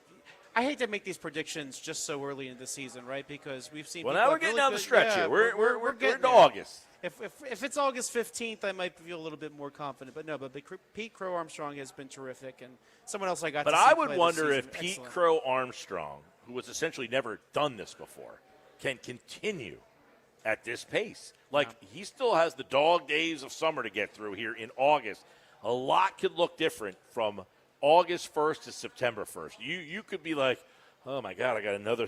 I mean, there's like 60 games left. I mean, 50-some games left for these guys. Pete Crow Armstrong has never put up numbers like this before. He has not, and another thing to think about too is the opposition is just not going to pitch to him. So Schwarber's kind of shown to be adjustment proof. I think he can make those adjustments back. So we'll see. I mean, if I'm pitching against the Cubs, I'm not giving him a whole lot to hit. So if Ohtani was out of the mix, if you said, hey, he's at minus 2,000 right now, but his season just ended, he went down, with an injury. We're not wishing that upon Ohtani, obviously. But just if you wanted a long shot, I would go Schwarber over PCA. I think he has the better staying power. I know, Josh, you like PCA.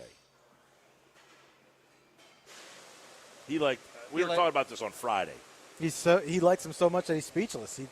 So funny. I think Alex is on the board right now. That's probably what's going on. But we were talking about this Friday. Yeah, PCA. So you like PCA over Schwarber. No. I didn't say I liked him over Schwarber. My point is that I think that he's a guy that a lot of people are going to like because he's like the main. He's kind of viewed as like the main guy aside from Kyle Tucker with the Cubs, and he's a guy that at least the voting odds in terms of the sports books like him a lot. Yeah. Well, he is right now plus 1,300. By the way, Cody Clemens is in the game. Just gave up a homer. He is pitching right now. Your name is Clemens. Go pitch. It's now 12-1. He just gave up a homer. All the pitchers for the Twins got removed because they're all being traded. PCA is plus 1,300. Schwarber's plus 1,700. I personally think Schwarber should be ahead of PCA in terms of the odds, but I know a lot of people look at PCA as a guy because of the breakout year, as you mentioned, Mike, that he's having. Well, correct me if I'm wrong. On Friday, you were saying you like PCA. I think PCA has a better chance at winning the Whenever MVP. we were talking about this, I don't know if it was Friday. It might have been, a week or two ago when we were having this conversation that, if it wasn't for Ohtani, that you thought PCA should win the MVP. Not should. I think he will, because I think that there's a lot of people who look at PCA as like the next star in the league. Yeah, I don't think he will. I would say this. I don't think he has the staying power to do it the whole way. Kyle Tucker around. I mean, he does have some nice line of protection, I will say. So, but then Mike, you pointed out Schwarber's almost like proof. Like he's like bulletproof at this point when it comes to needing protection. He's doing it without it. Well, the one area where PCA has Schwarber beat is batting average. That's it. I mean, stolen bases too, but and the fact he can play center field, and he plays the outfield. But honestly, I don't know how much the voters care about that. I was just going to ask, do defense voters? is just such a who cares when you're talking about that type. Now you're right. I mean, I do think, hey, if it comes down to this that close, but really, Schwarber's beating him in home runs, RBI, on base percentage, and he's blowing him away. On base. Pete Crow Armstrong's on base percentage is actually not good. I mean, if you just looked at on base percentage and said, is this player any good? You'd say no. His on base percentage almost doesn't make sense. But why He's then? at 271 with a 306 on base percentage. It's almost like a lot of slugging. How does that even happen? He does have a good his OPS and the slug are pretty good. Are they better than Schwarber's? Let me bring up Schwarber's number. OPS is higher. Well, really quick. So then, why is PCA getting so much love on the sports books? It's a good question. Like, I'm surprised by looking at the numbers that PCA's got better value than Schwarber does. Schwarber's hitting 256 to 271, right? So that's one area where Pete Crow Armstrong has him beat. In on base percentage, Schwarber's 384 to 306. Pete Crow Armstrong's on base percentage is paltry. I mean, he's in the boom range. So what he's do in we? the Kepler range, for God's sakes. His slugging is 582. What is Pete Crow Armstrong's? And his OPS 862 is 862. Slugging Schwarber 556. is 966. Is OPS. His numbers across the board, except for stolen bases and batting average, are better than Pete Crow Armstrong. So what then do we trust more? Do we trust the sports books and their numbers, or do we trust John Heyman's random tweet? Well, he just says he has entered the I MVP never trust the convo. sports books. He says he has entered. Well, the sports books are made because they want to try to get action on a player. He says Schwarber has entered the MVP convo. Ohtani, PCA, and Will Smith also in. I don't know where he got Will Smith from. Right. So how do we balance all of this information? What is real and what is not? Like, for example, during the football season, I have Rob Motti come on my show a lot, Mike, as you know, and Rob Motti's the guy who collects the voting for all of the AP awards and all the all-pro teams. And Rob always says, you can't trust the sports books because they're always wrong about this stuff. No, you can't trust the sports book. The sports books aren't telling you that these are the actual top 3 real candidates. They're saying these are the people we think the bettors will bet on. Yeah, and again, position players that play a position have always done better than DHs when people vote at the end of the day. Yeah. That's got to be what's the difference here. 609-403-0973. Let me get a text here from Pat in Ocean City. Phillies fans pack that building every night. They have the highest local ratings of any team in Major League Baseball. I don't know that that's accurate, but I'm sure it's pretty good. He says they overhauled their player development and scouting departments, so they should feel confident that they can give up prospects without going through a decade of losing like before. Get it done, Dumbo. All right. Hey, they have money. They can buy players like they did last time. All right. We got plenty more to come, including the unsportsmanlike moment of the day. Coming up next, football at 4. Jeff Mosher's in the house with the latest on Eagles training camp. And don't forget, Phillies baseball, that's going to be starting here. The day game today, if you want to come on down to the Sliders Bar at Urie's to watch the game, get your picture taken with the beautiful Lombardi Trophy out there. Now, Nick Sirianni said we're not defending things anymore. We're not like boxers that walk out with the belt. We don't just get to walk out of there when we win. That was a great comment, by the way.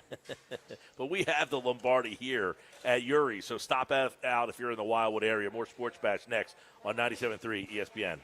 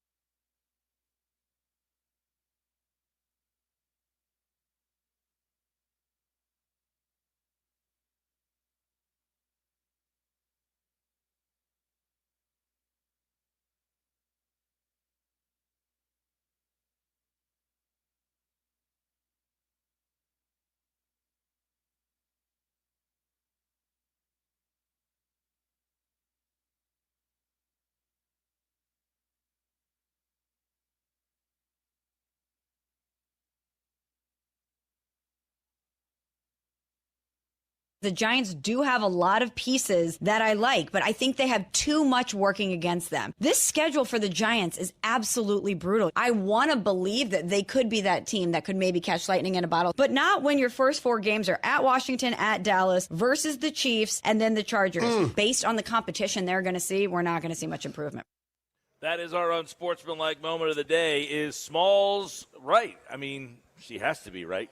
No one thinks the Giants are going to do anything good, right? But we did talk about yesterday how the Giants are at least intriguing. I think they're going to be a pain in the butt for teams with that defense. They got a really good defense up front. But as Michelle Smallman pointed out during Unsportsmanlike, weekday morning 6 to 10 right here on 97.3 ESPN, the problem for them is, much like all the teams in the NFC East, their schedule is brutal. And you're going to be looking at a situation, Washington's in the same boat, where it is going to be very difficult, and Dallas too, by the way, it's going to be very difficult for them to do anything of substance with the schedule that they play. She just talked about the first 4 games that they play, but the rest of the schedule, I mean, you know, they play Philadelphia twice, obviously. They play Washington twice. Well, those 2 teams both went to the championship game last year. Then you're looking at a situation where they have to play the Chiefs, Denver. They've got to play basically, well, they play the same exact schedule that the Eagles do, except for 3 games. We know how difficult the Eagles' schedule is. I don't see, you know, that the Giants start to get wins that shows that they're turning the corner, but I think you're going to see a lot more close games from the Giants with that defense. They're going to have a pass rush that is going to be a pain in teams' butt this year. And really, Russell Wilson. I mean, the addition of Wilson should really keep them in most games this season. We'll see. Better quarterback play. You're right about better quarterback play than they had last year. Right. I just don't know. Like, I don't think he's able to help them. Like, if they win games, it's going to be 17-14.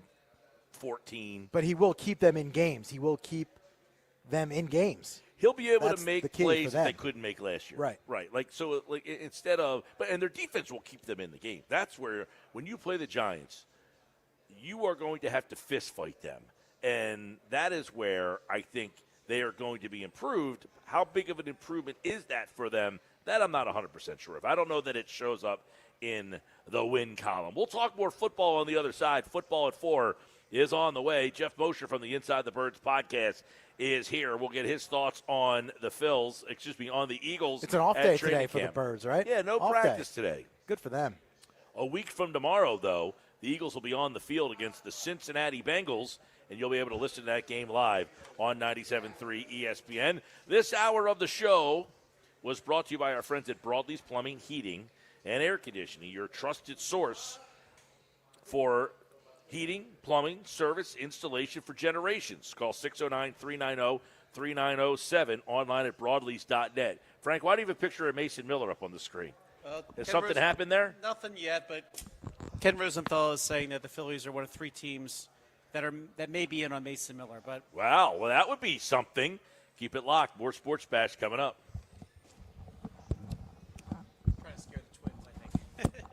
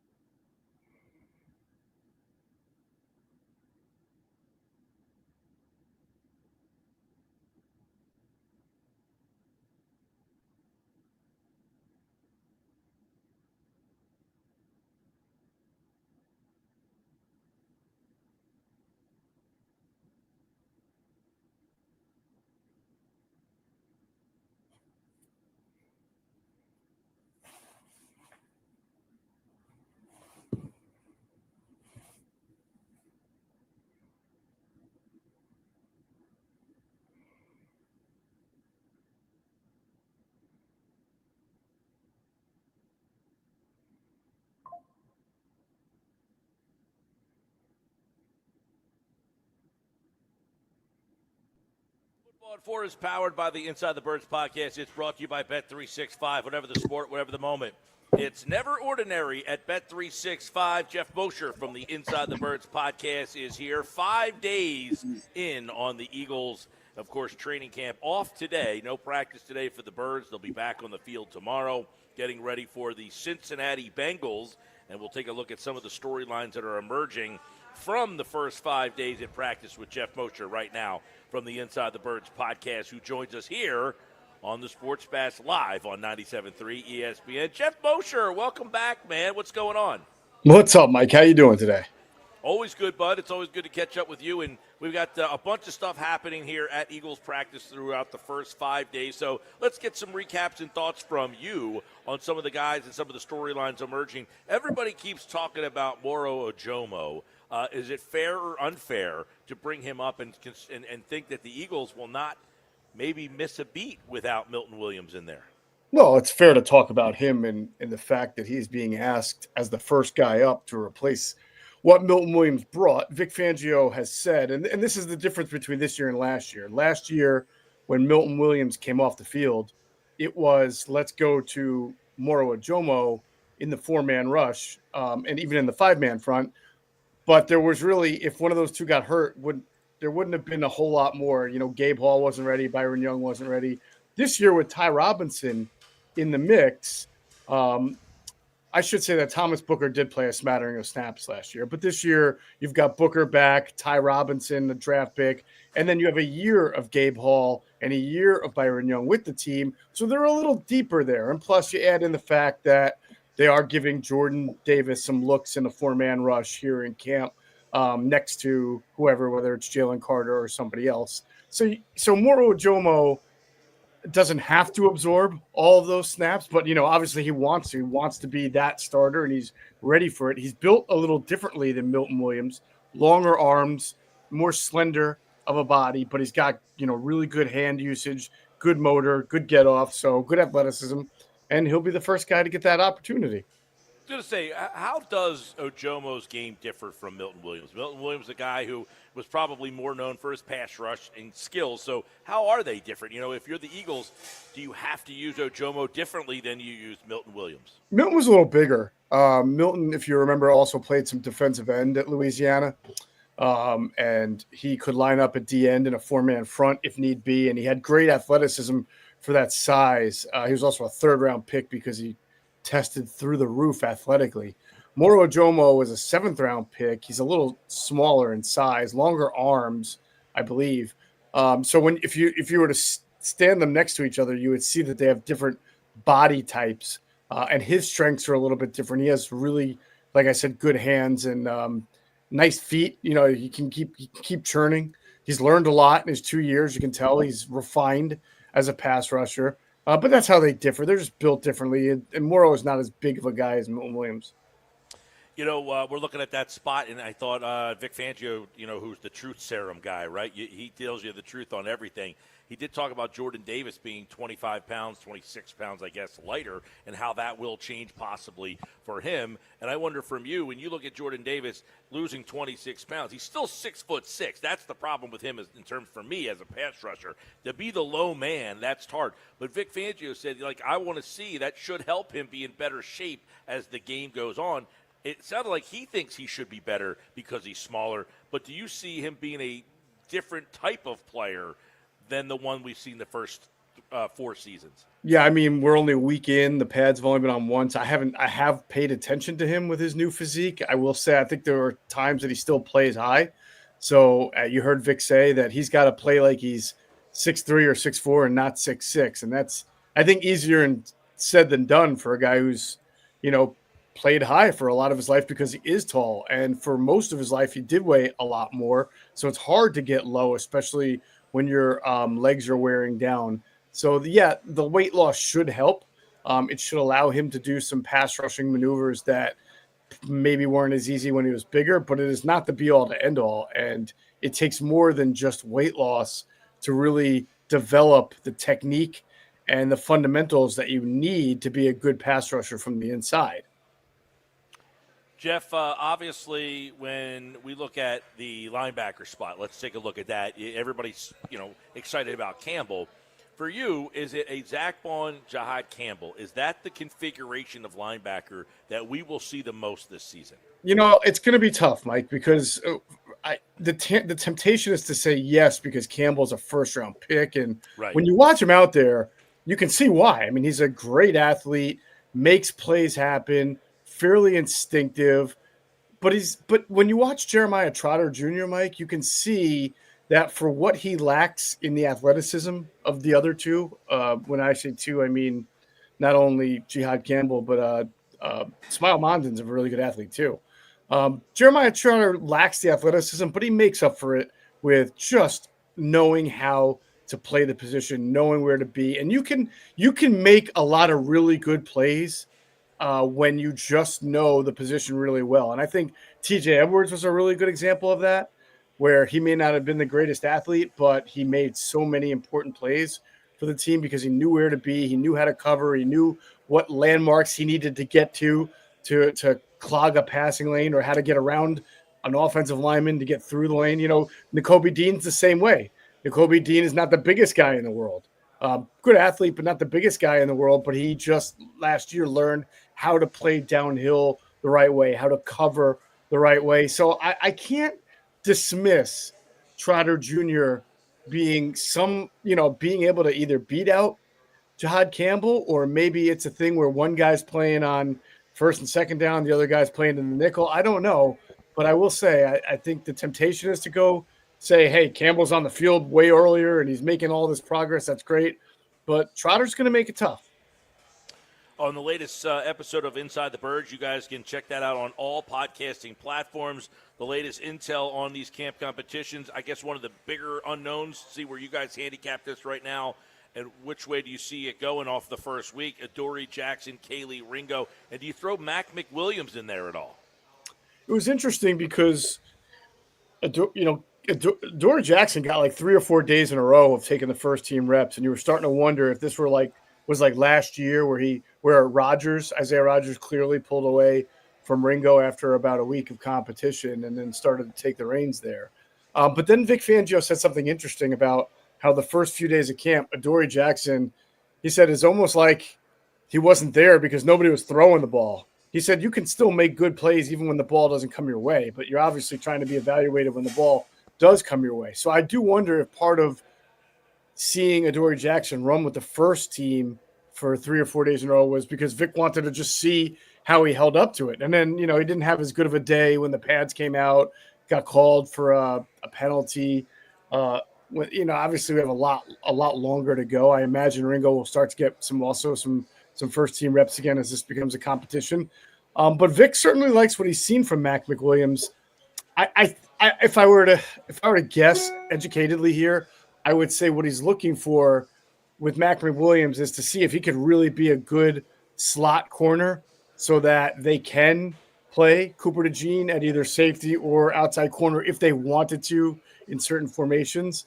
But we'll see as camp goes on. Certainly Mac McWilliams has caught Vic Fangio's eye. Yeah, I agree with you there. And the follow-up, and you brought it up, I wanted to follow up with are they intrigued to see Cooper DeJean play outside corner? Is that something that you think is plausible?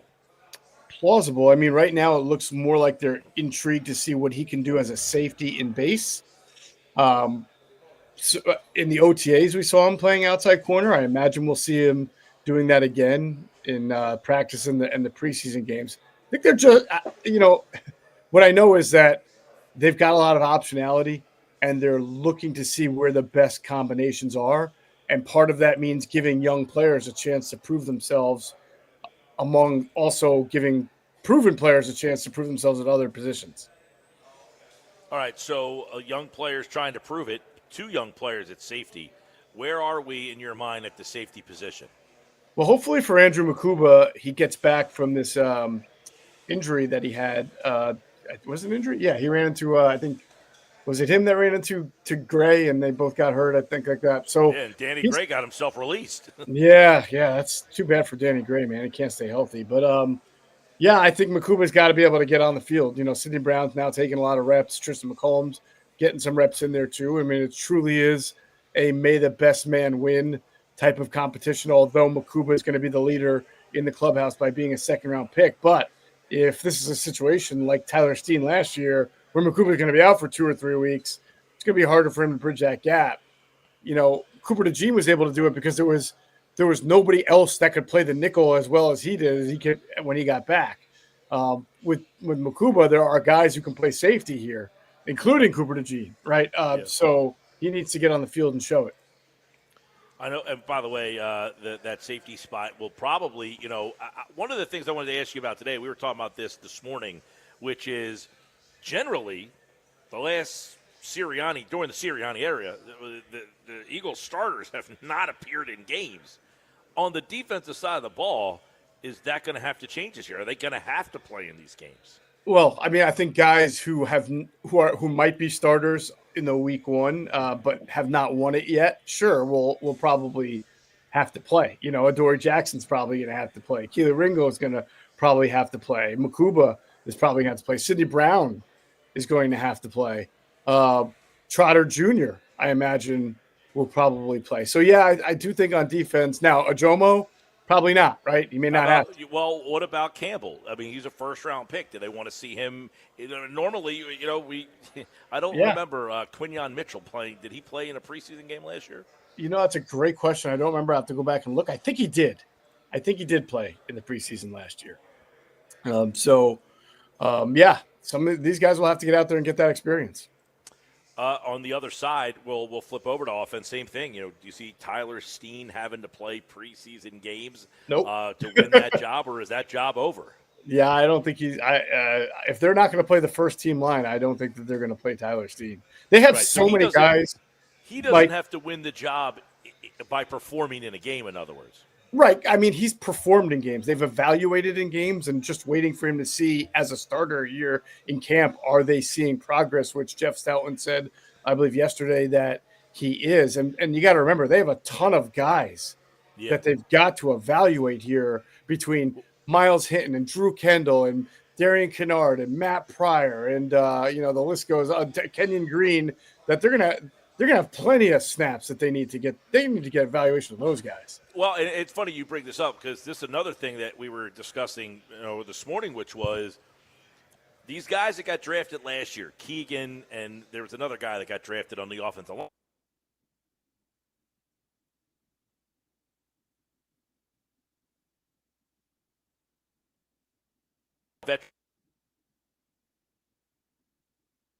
I'm in shuffling in now that there's going to be a lot of competition in the preseason.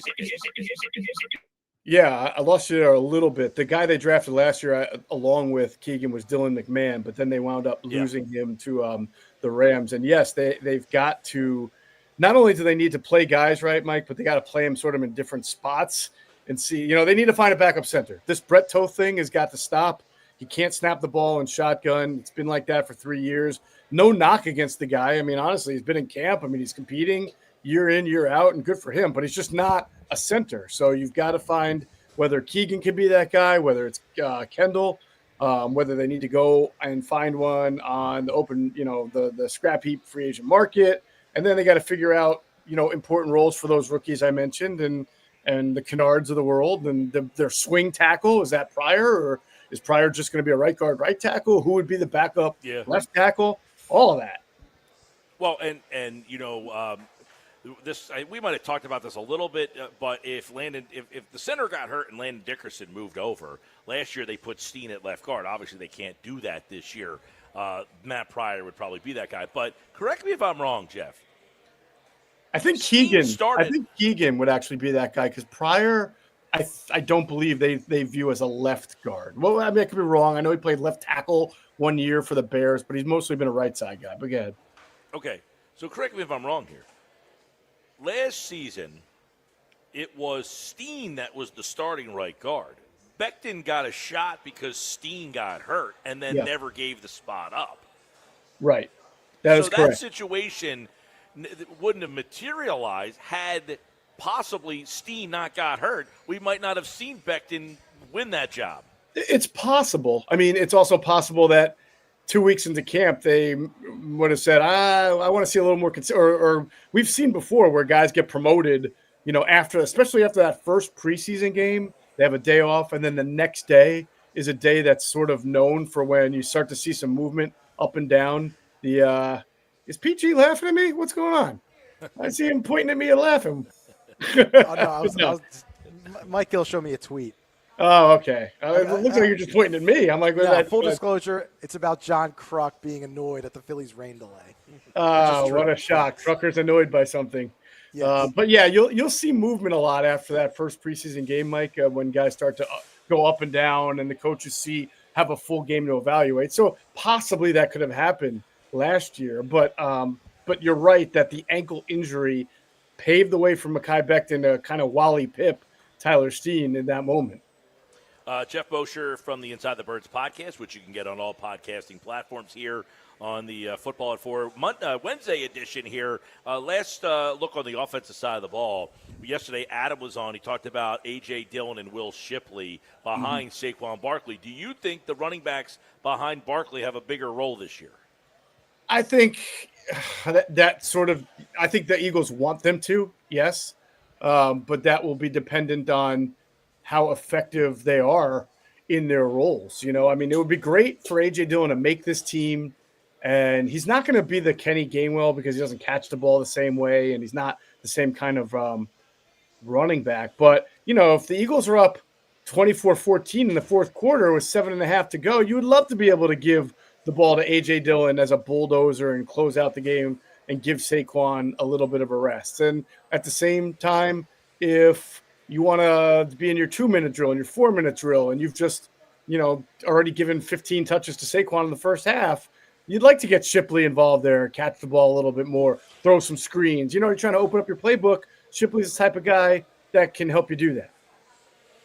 I will go out on a limb and say this. I was very, very disappointed the way they used Rashad Penny a couple of years ago. I will go out on a limb and say that A.J. Dillon will have a bigger role. I was way off on Penny. Now, we don't know if I was off. They never gave him a shot, but I guess they're saying I was off by not giving him the shot. But I think Dillon will have a bigger role than Rashad Penny did, who I was very excited when they got Penny. I said, oh, man, this guy's been a beast.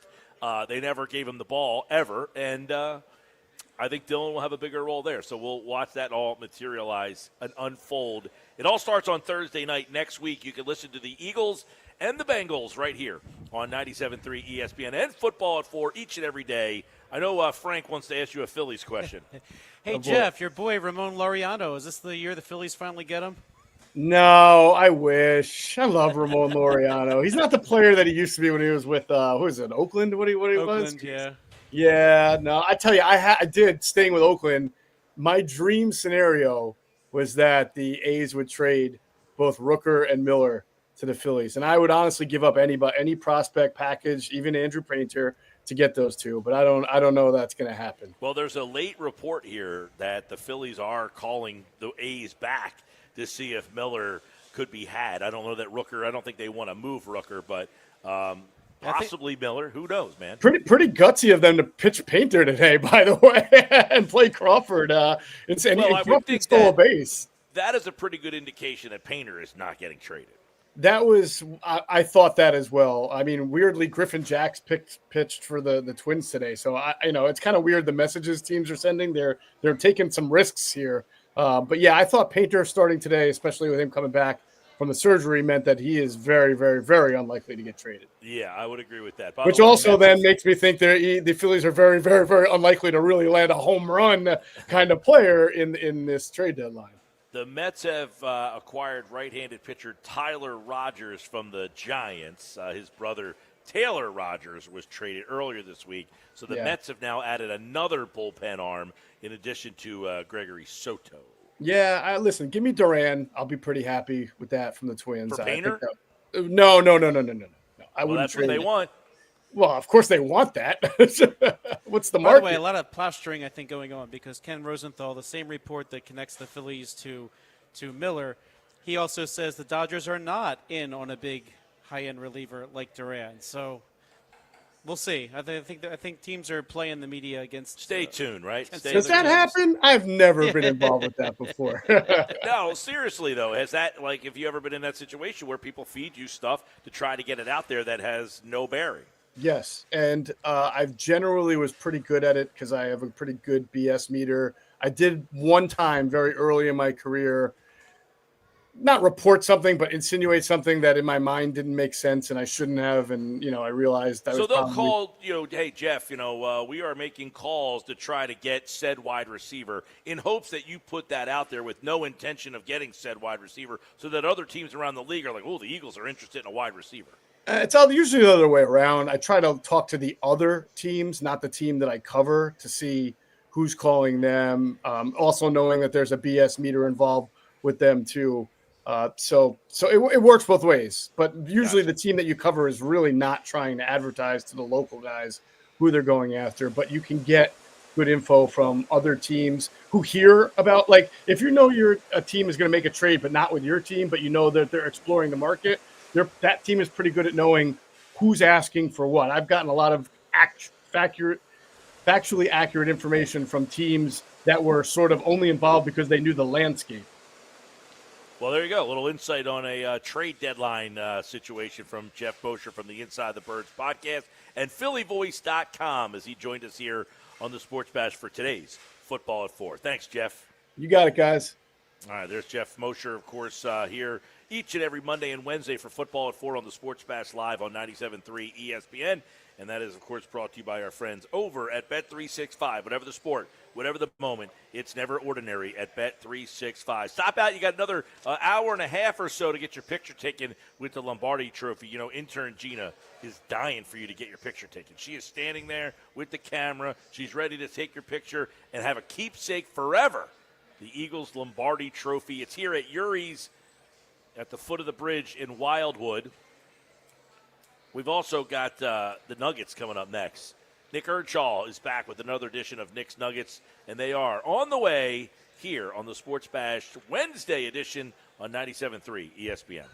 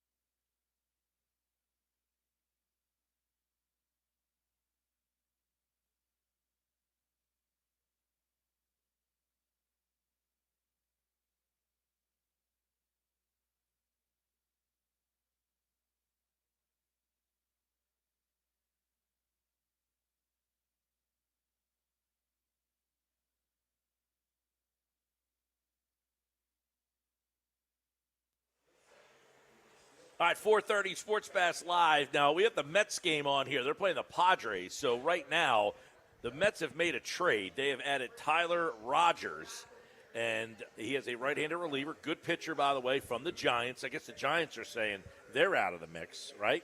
Yeah, this is their white flag. So what do we know about Tyler Rogers for the Mets? This is now the second bullpen arm. They've added 2 bullpen arms. Now, Soto and Rogers, not exactly Jackson Duran here, but it makes their bullpen, which is, better than the Phillies' bullpen, even better. Yeah, Tyler Rogers is the brother that's the side armor who pitches right-handed, but he's having a nice season for the Giants. 4-3, 1.80 ERA, been in 53 games, whip .86. So he's going to help the Mets. If you added that guy on your team, would you feel better if you're the Phillies right now? Still need the back-end guy, but yeah, get whatever you can. All right, time for Nick's Nuggets right now. Nick Earnshaw is here, and he's brought to you by The Hub, gear that works as hard as you do. Nick Earnshaw is host of the Shift podcast, which had a special live edition last night. I was watching a little Shift podcast on the X platform, and, of course, he is the producer of The Locker Room weekends on 97.3 ESPN, and he joins us now for today's edition of Nick's Nuggets. What's going on, Mike? Frank, good to see you all here. I see you're having There we go. I see you guys are having a ball at Urie's. Looks like a lot of fun. The deadline, I mean, it's right here, man. We're 1 day away. Things already happened. I just heard the Tyler Rogers news. He's got an ERA under 2. It's a good pickup by the Mets, but apparently they had to give up a lot to get him. So I wonder what the Phillies are going to give up. And that's where I'm going to start with nugget number 1. And, the reports coming out, Ken Rosenthal reported as well, that the Phillies are unwilling to move Andrew Painter. Okay? So nugget number 1 is there anyone in this market that you would be willing to move Andrew Painter for? Would you rather give up a cluster of prospects for a reliever or a bat? Andrew Painter, they're saying no. Is there anyone you give him up for at this point right now, Mike? If you told me at the end of the day I ended up with Brent Rooker and Mason Miller and I gave up Andrew Painter, I would be okay with that. Outside of that, I don't think there's a move that I would feel too comfortable that if Andrew Painter, because let me tell you something. Next season, at some point, you're going to be watching a game with Andrew Painter pitching, and you're going to say, for instance, okay, let me just give you a little something here. On Friday, the Wall of Fame night, Jimmy Rollins and Ed Wade. Now, someone would say, why the hell is Ed Wade going into the Phillies Wall of Fame? I'm one of them. Now, the Phillies have a history of putting guys in the Wall of Fame who you're like, wait, what? But Ed Wade was the guy who never pulled the trigger on any of the trades, and he was Dave Dombrowski falling asleep at the wheel until 2008 came, and everybody said, hey, man, thank you for not trading Cole Hamels and Chase Utley and Ryan Howard and Jimmy Rollins. You held on to all those guys.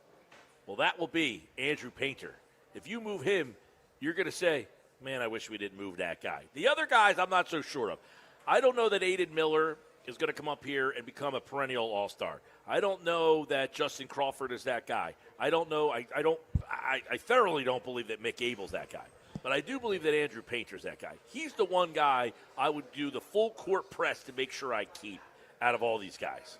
Yeah, and it was reported just earlier that, from Ken Rosenthal, that Athletics, for Mason Miller, they asked for Andrew Painter. They asked for Painter. For Miller, Rooker's not involved.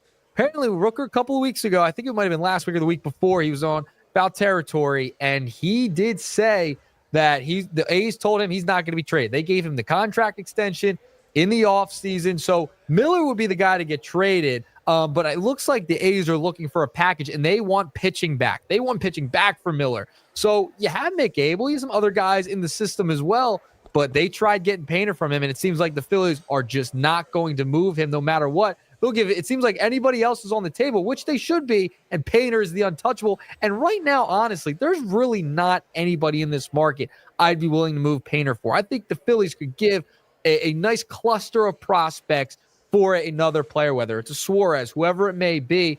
You package the prospects. You keep Painter. Anyone else can be available. Let me ask you this question. Nah. Dave Dombrowski is on the phone right now, and he is He with better the be. A's, and he is putting all his attention to the A's. In other words, he is on the phone with them, and he is doing his best to say, look, Abel's the guy. Abel's the guy. You got to take Abel. And they're like, nope, we want Painter.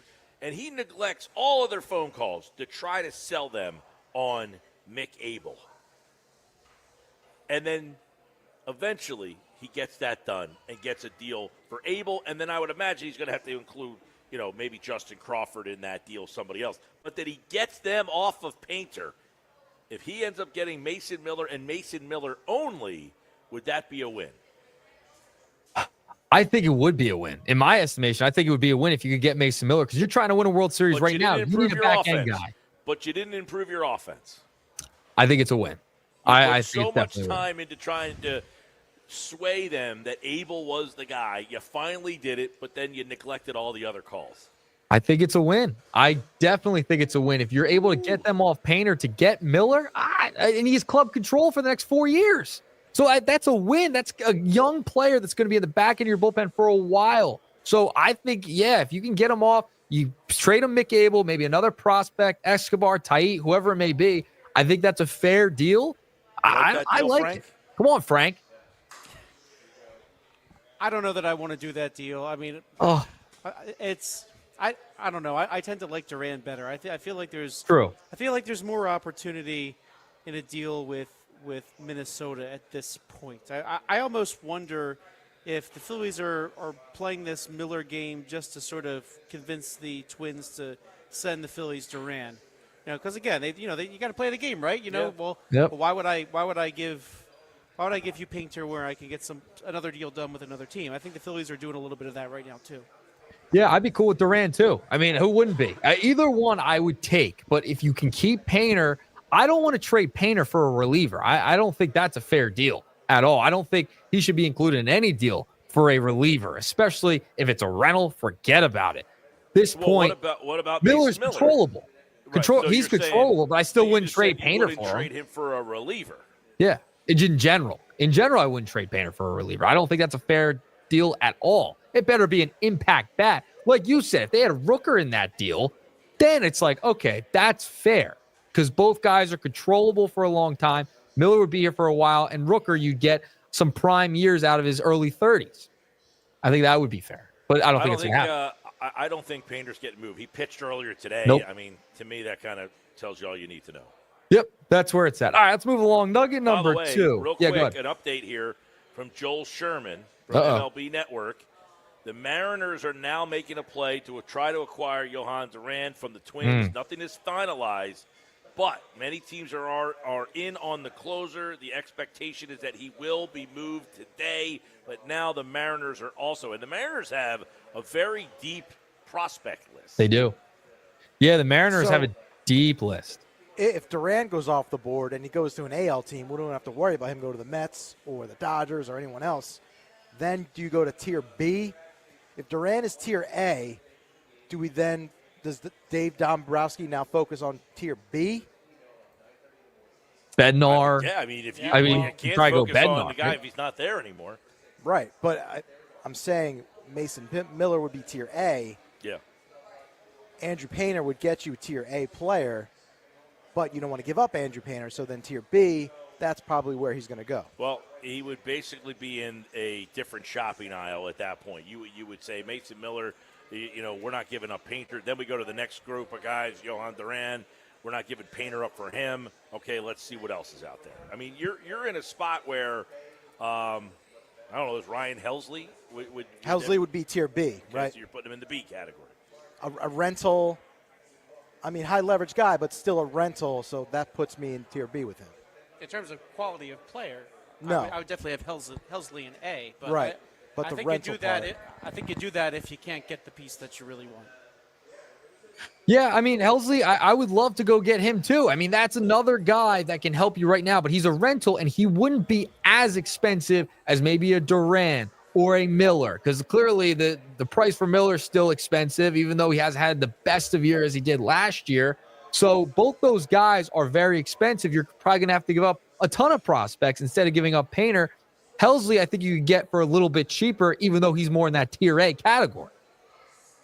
Would you do Mick Abel for Helsley? I probably would. Heck yeah, send him. I'll pack his bags for him. I would do that trade in a heartbeat. Okay. If Mick Abel for Helsley. If you're trying to win a World Series right now, Mick Abel, listen, he's a nice player. He's got great intangibles. you got to go for it. And if that's the deal, I think that's a fair deal. It's a rental. You need a back into the bullpen piece. I know you're going to have some starters go to the bullpen in the playoffs, but you need a guy that can lock down the 9th inning, and that would work out for me. Mick Abel is the chip for any of these deals for sure. I tell you, it's funny because as we're sitting here, you're just hitting on Twitter every time that something, adds to your feed. You're just like, oh, is something happening right now? You're just constantly waiting for that move because you just keep hitting, Duran's going to be traded by the end of the day. And, will Dave Dombrowski start to say, well, the Mets they've added 2 pieces. I've got to do something. Otherwise, I don't want to be left out. Even if it's a minimal piece right now, it's almost like I got to make sure I get something today so that tomorrow I don't get shut out. Yeah, absolutely. And listen, if Duran gets traded today, the Dodgers are in on it. You now hear the Mariners. I mean, there's a lot of teams, especially in on these relievers. It's a big reliever market. A lot of teams need a reliever. The Yankees are another team that needs a reliever. So it's going to be fun with these relievers coming in down the wire tomorrow. All right, moving along. Nugget number 2. I want to talk about something, Mike, you and I have discussed multiple times, and it revolves around Bryce Harper. And Todd Selecki was on the Phillies show, and he talked about Bryce Harper's willingness to go back to the outfield. Take a listen. But he's like, yeah, if I could go out there and then on days when, say, Bohm or Suarez are getting a day off, I would like to be back at first base to keep my hand in on first base. But he's like, I'm trying to win. So if Dave gave me a call and pitched it to me and said, we can make this happen, he's like, yes, I would go out to the outfield. So Bryce has no problem moving back to the outfield. I'd love to see that. I'd love to see if they can get a Suarez into this lineup and keep Bohm too, like we talked about yesterday, move him to first base. I don't think it would hurt this team at all, him playing left field. I don't think it would hurt him at all. No, I have no problem with him going back and playing the outfield. I don't think the Phillies want him to play the outfield long term. I think they think he's a really good first baseman, and I don't think they want to move him back to the outfield. I think they think first base preserves But just his this season. career. What Right, about I just think this year? Would be a short-term thing. Okay. I don't think they have a problem with that. Yeah. Quite frankly, listen, I don't want anybody to take this the wrong way. I don't care if Kyle Schwarber had to play left field for a little while just to get a better bat in here. Schwarber will catch the ball if it's hitting the air. It might not be the flashiest thing. It might not be the most fluid. The one problem with Schwarber that I have him playing the outfield is he doesn't have a great arm. Like, he's not throwing a guy out at the plate. You saw that the other day when there's a play. But he will catch the ball. I think Max Kepler's a pretty good left fielder. Marsh is a good left fielder. Otto Kemp is not going to give you a great left field if he's out there. I think Harper, and by the way, Harper was not a great outfielder. He was an average outfielder. He wasn't a great outfielder. So whether Schwarber went out there, whether Harper went out there, I really don't have a big preference. The Phillies went to a World Series in 2022 with Kyle Schwarber playing left field. I don't remember a game, maybe I'm wrong, Frank, you might have a better recollection. I don't remember a game where, oh my God, Schwarber killed him by playing left field. I mean, now, if you had Schwarber and Castellanos, that could be a little bit of a problem. I can tell you right now, Nick Castellanos leads the National League with a -12 defensive runs saved, and Kyle Schwarber ended up last time he played full-time about -18. So that would not be a good outfield. It would not be a good outfield. You're right And about that. by the way, Brandon Marsh also has not rated well in the same category. It's not a great outfield right now. So that's what I mean. Like, I would take the hit defensively anyway if they can get Suarez. If they're able to swing a deal for Suarez and they got to move and juggle pieces around for the half a season, I don't think it's going to be a detriment to this team. If you have Bryce out there and left, you can't get much worse anyway. It's already a bad outfield. I remember one game I think it was one of the national games, they put the outfield statistics up on TV, and it was like brutal with Marsh and Castellanos and how bad it was. And Frank just mentioned it with the defensive run saved. It's not pretty out there anyway. So I'm okay because you need another bat in this lineup. It'd be nice. And that moves along to nugget number 3, Mike, and your poll question of the day, which I was a little torn, but I think I know what I want now. I think I know what answer I want to pick, and it's got to be closer, even though right-handed power bat would be beautiful. It'd be nice. It'd be awesome if they could do that, and I'm cool with them switching players around, different positions. But I think closer is still number 1 on the list, and they're leading at 57% right now. Well, I think closer. Do I feel great about the Phillies with this lineup winning the World Series? No, I think that would be challenging if this was your lineup to win the World Series. Doesn't mean they can't. They have good enough starting pitching that they could win with the starting pitching and this offense. But the problem is, like last night, for instance, they scored 6 runs, but that bullpen almost made that a game. You're playing the White Sox, and they got back into the game. Now, I get it. They're throwing Daniel Robert and they're, Seth Johnson, but the Phillies bullpen is just simply not deep enough. And remember, when you're in the playoffs, you're managing the game. If people complain about Rob Thompson this and Rob Thompson that, the game in the playoffs is managed way differently than a July baseball game. So if you're analyzing the manager in July, and you think they're going to manage the game the same on July 29th than they are on October 4th, the whole thing is different. You're going to the bullpen way differently, way earlier sometimes. And you got to ask these guys, you're not bringing in Daniel Robert and Seth Johnson and those guys. You're asking the same guys to pitch almost every single day. It's, hey, this is your time, guys. You got to suck it up and give me the best you got for this month. And that's where the Phillies need more bullpen. They've got to get another guy that they can trust here, because right now you got Kerkering, you've got Strom, and after that there's a pretty big dip to Tanner Banks, right? I'd say so. I mean, Yeah. Banks has been decent, right, Nick? And so is Max Lazar. They've been okay. They've been fine, but do you Max trust Lazar them in in a playoff game, though? Yeah, in a playoff game at the bank, high pressure stakes. I want a guy that's going to be in there ready to go and start firing away, not a guy that's going to fall apart real quick.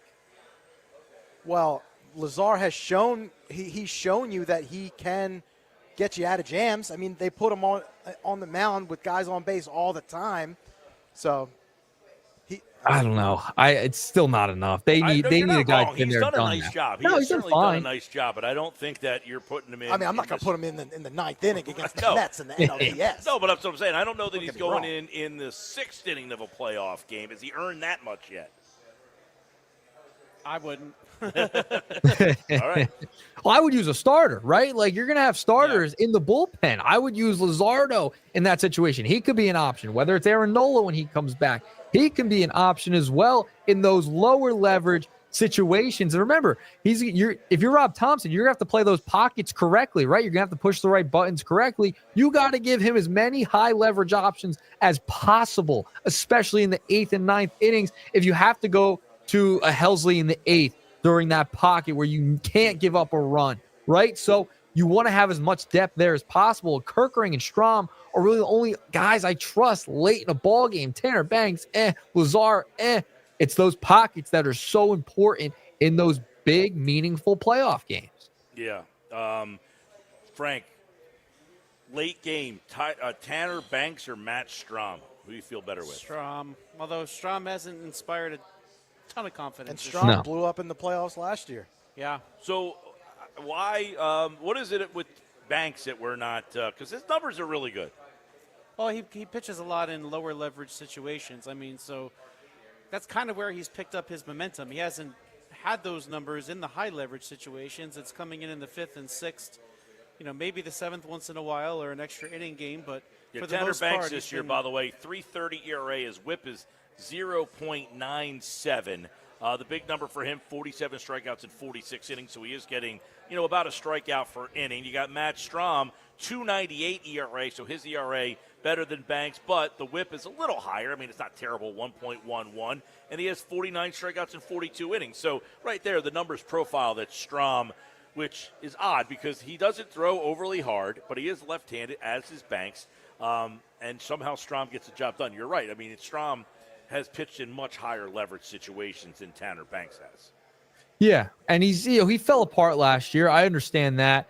But right now, you don't have much of a choice than to go with Strom. Banks has been good. You can use him maybe in the 6th, 7th, and in those certain pockets of the lineup. I think Banks has a role on this team in the bullpen. I definitely think that he's a guy that has proven that he can help you out in lower leverage situation. And if you look at his splits, in terms of his leverage in situations for Tanner Banks, I mean, late in games, he in a high leverage situation, he has pitched in 18 games. In medium leverage situations, he has pitched in 25 games. And in low leverage situations, he has pitched in 34 games. So obviously, 34 games is where he is getting most of his appearances. Yeah, and that's where Banks is at, and he's one of the lefties you really have to rely on now because Alvarado is going to be out for the postseason. You're going to get him back for a little while, sure, fine, but you can't get in the habit of using Alvarado because he's going to be out for those postseason. And he was the one lefty you really could count on. He was having a great start to the year. Then everything happened with the suspension. So, I mean, that really hurt this team, and this is why they're going to have to spend prospects on a big-time reliever where, if they signed someone else in the offseason, maybe they wouldn't have been in this situation where they had to give up prospects to get one. Well, it'll be fascinating to see how they use Alvarado when he is back.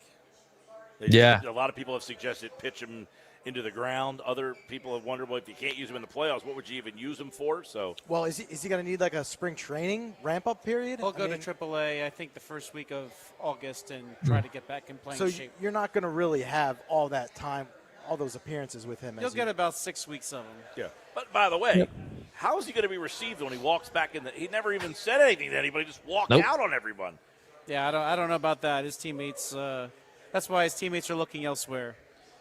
All right, Nuggets, good stuff. We'll do it again tomorrow. Nick's Nuggets, as always, are brought to you by The Hub, gear that works as hard as you do. Coming up in the 5 o'clock hour, we're hoping to get the Phillies game rocking and rolling here. We're hearing there's a little pocket out there around 5 o'clock that they could start in Chicago. And, of course, if they do, we'll have it for you right here on the Sports Bash Live. We're continuing our trade coverage for the Phillies. The trade deadline tomorrow at 6 o'clock. We'll have a recap next right here on the Sports Bash.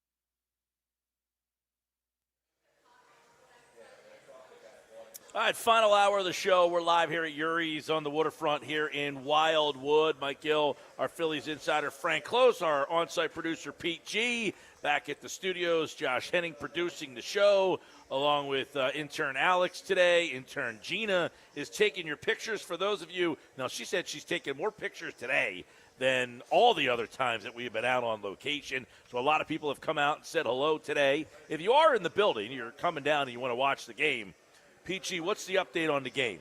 The White Sox estimate that the first pitch will be 4:45 p.m. Central Time, 5:45 Eastern. So you got about 45 minutes to the first pitch. You can come down and watch that right here at Urie's Waterfront. They have all the sliders bar specials going on. And, of course, we're here till 6 o'clock tonight. You'll check that out. And, of course, we got all the trade stuff happening. The dinner, by the way, I just looked over there for the first time. That room's packed. Wow. I didn't notice that until right now. Did you? Nope. Dinner crowd. Dinner crowd, early dinner crowd. Well, they want to watch the Phils at 5:45. All right, stop out, get your picture taken with the Lombardi Trophy, guys. All right, a lot of trade stuff. The Mets have made a trade. A lot of people are mentioning that the trade, Tyler Rogers, that he has been tough on the Phillies, by the way. So this is a underhanding, side-winding, Kent DeColvey-esque type of right-handed pitcher. So the Mets are, kind of remapping their bullpen out. They've gone out and got a lefty in Soto, which would be, how ironic would it be? Phillies Mets NLDS series or NLCS series would shape up right now, it looks like, if they both got there, because the Phillies right now, by the way, are second in the wild card, which means their first game, first series would be against the Brewers currently, I think. Now, unless the Brewers and Cubs have flip-flopped, but it would be against the Cubs or the Brewers, and then the winner of that would go, and we don't know what would end up happening. At Chicago or Milwaukee. Right now, you would be on the road. So it is imperative that you somehow gain this half a game up. But how crazy would it be if late in the game you end up facing Gregory Soto with your lefties? Hey, I think the Mets are trading for pieces with the Phillies in mind. Now, Soto, in fact, I think I even heard them mention the likes of Bryce Harper, trying to neutralize Bryce Harper. And also this stat from Jason Stark, the Phillies' right-handed hitting regulars, which include Turner, Real Muto, and Castellanos versus Tyler Rogers, 3 for 25 with no extra base hits. So Mets are coming for the Phillies here. The Mets are building a bullpen to try to go up against the Phillies. And last year, right now, I asked this question. Right now, today, you got about 100 games. I mean, you're about 100 games in, right? You're about 100 games in, both the Phillies and the Mets. The Mets are 62-46. The Phillies are 61-46. We have played all these games this year, and only a half a game separates them. And I asked this question when the Phillies played the Mets about a month ago. Who feels better about their standing today? The Phillies or the Mets? Man, that's a really tough one. I mean, the not Mets, tough for me. The Mets have had some issues too. I think the Mets have to feel better than the Phillies. If we're talking about right this second, the fact that the Mets have added some pieces, I think the Mets have to feel better. But the fact though, it all is encompassing. The way that I'm looking at it, Frank, is they have a better record than the Phillies do right now. And they could make a strong argument that we haven't been at 100% the whole season, and we're still better than you are. I think the last 48 games, the Phillies are 24-24. So the Phillies have not done anything. And by the way, while the Mets were scuffling, the Phillies caught up, but they could have put some space between the two clubs, and the Phillies did not. Yeah, and listen, the Mets have – but part of the reason why the Mets are where they are is their starting pitching's been a disaster this year, and yet – they are still in first place ahead of you. When they get their starting pitching kind of lined up, you would hope, if you're a Met fan, by the way, you get Manaea back. The last time you saw Manaea pitch against the Phillies, how'd that go? Yeah. Kodai Senga, when he pitched against the Phillies in the playoff game, and I know he wasn't great that day, but he hasn't pitched much at all this season. The Mets are saying, we've lost 3/5 of our starting rotation for most of this season, and we're still better than you are. And we've just gone out and got 2 relief pitchers. And I would imagine the Mets are not done. If you're asking me, who feels better about their 62-46 record? To me, it's the Mets. And the Mets know we've already beaten you once in the playoffs. Our bullpen is better than your bullpen is.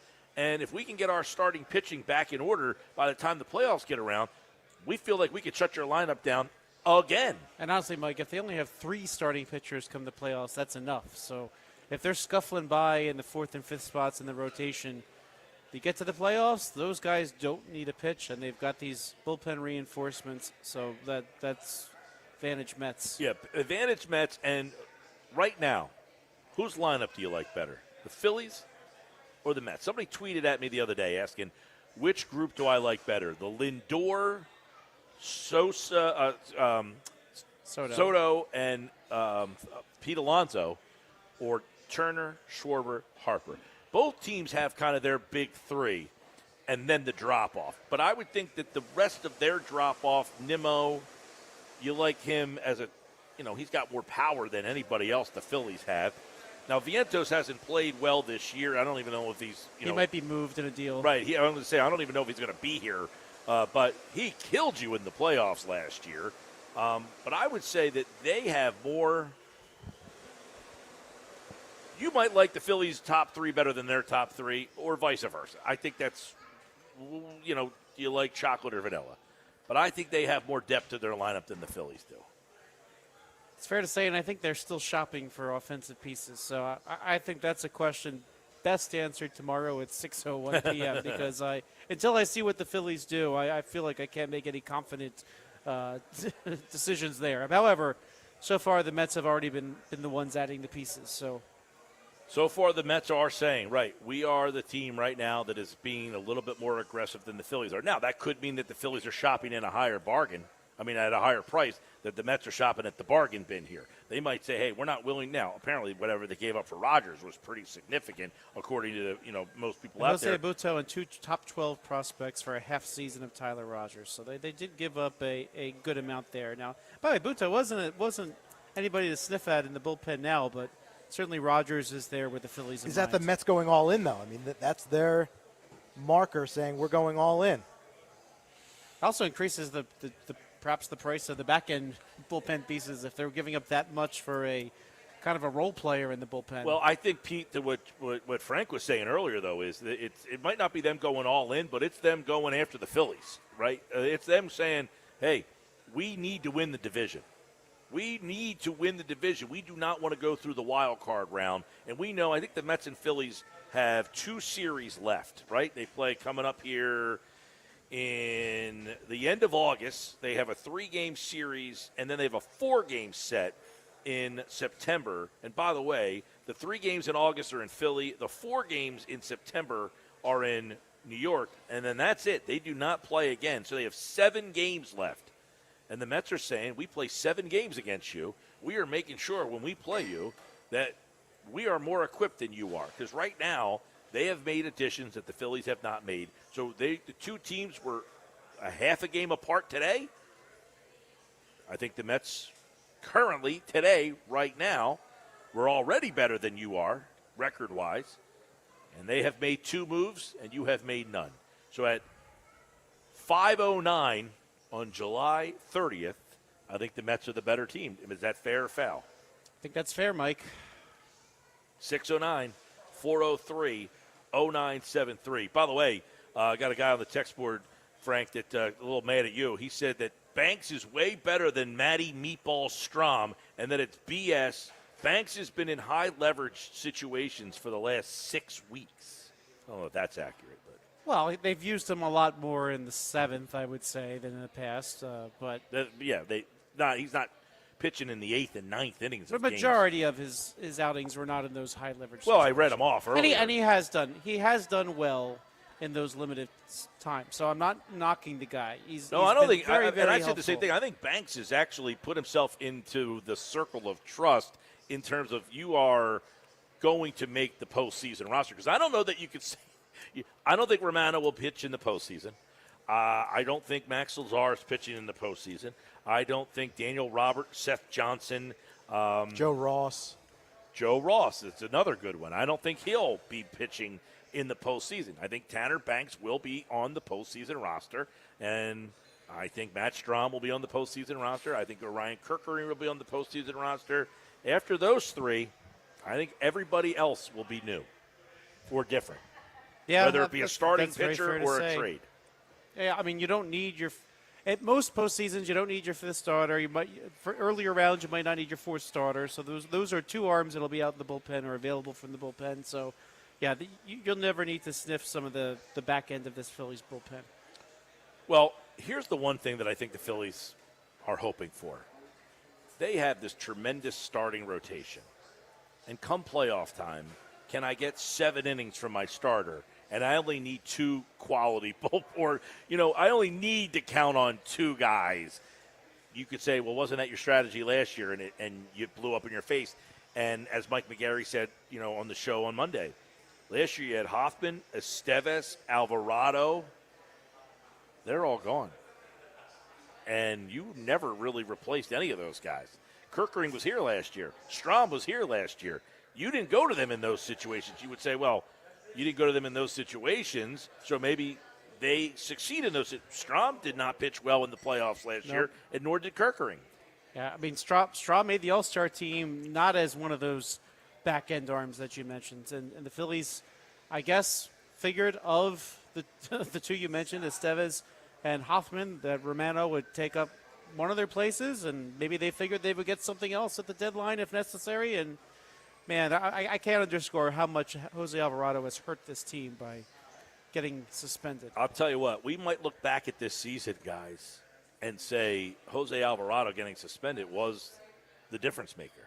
Because as of right now, are you surprised when that happened that they have done nothing to replace that role?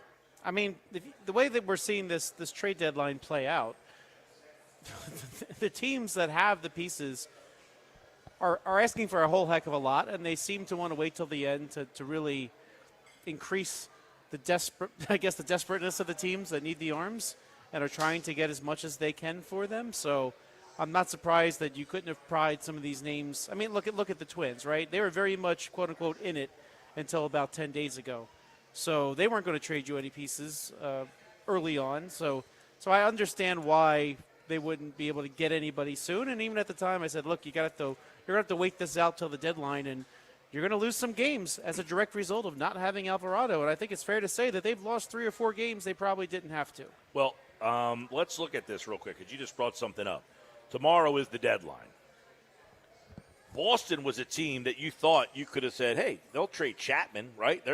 And then all of a sudden, Boston got themselves back into the race. Yeah, winning 10 in a row does that. Right. So on the day before the deadline, how many teams tomorrow are going to say, we waited to the last possible day, and now we've made our decision, we are sellers?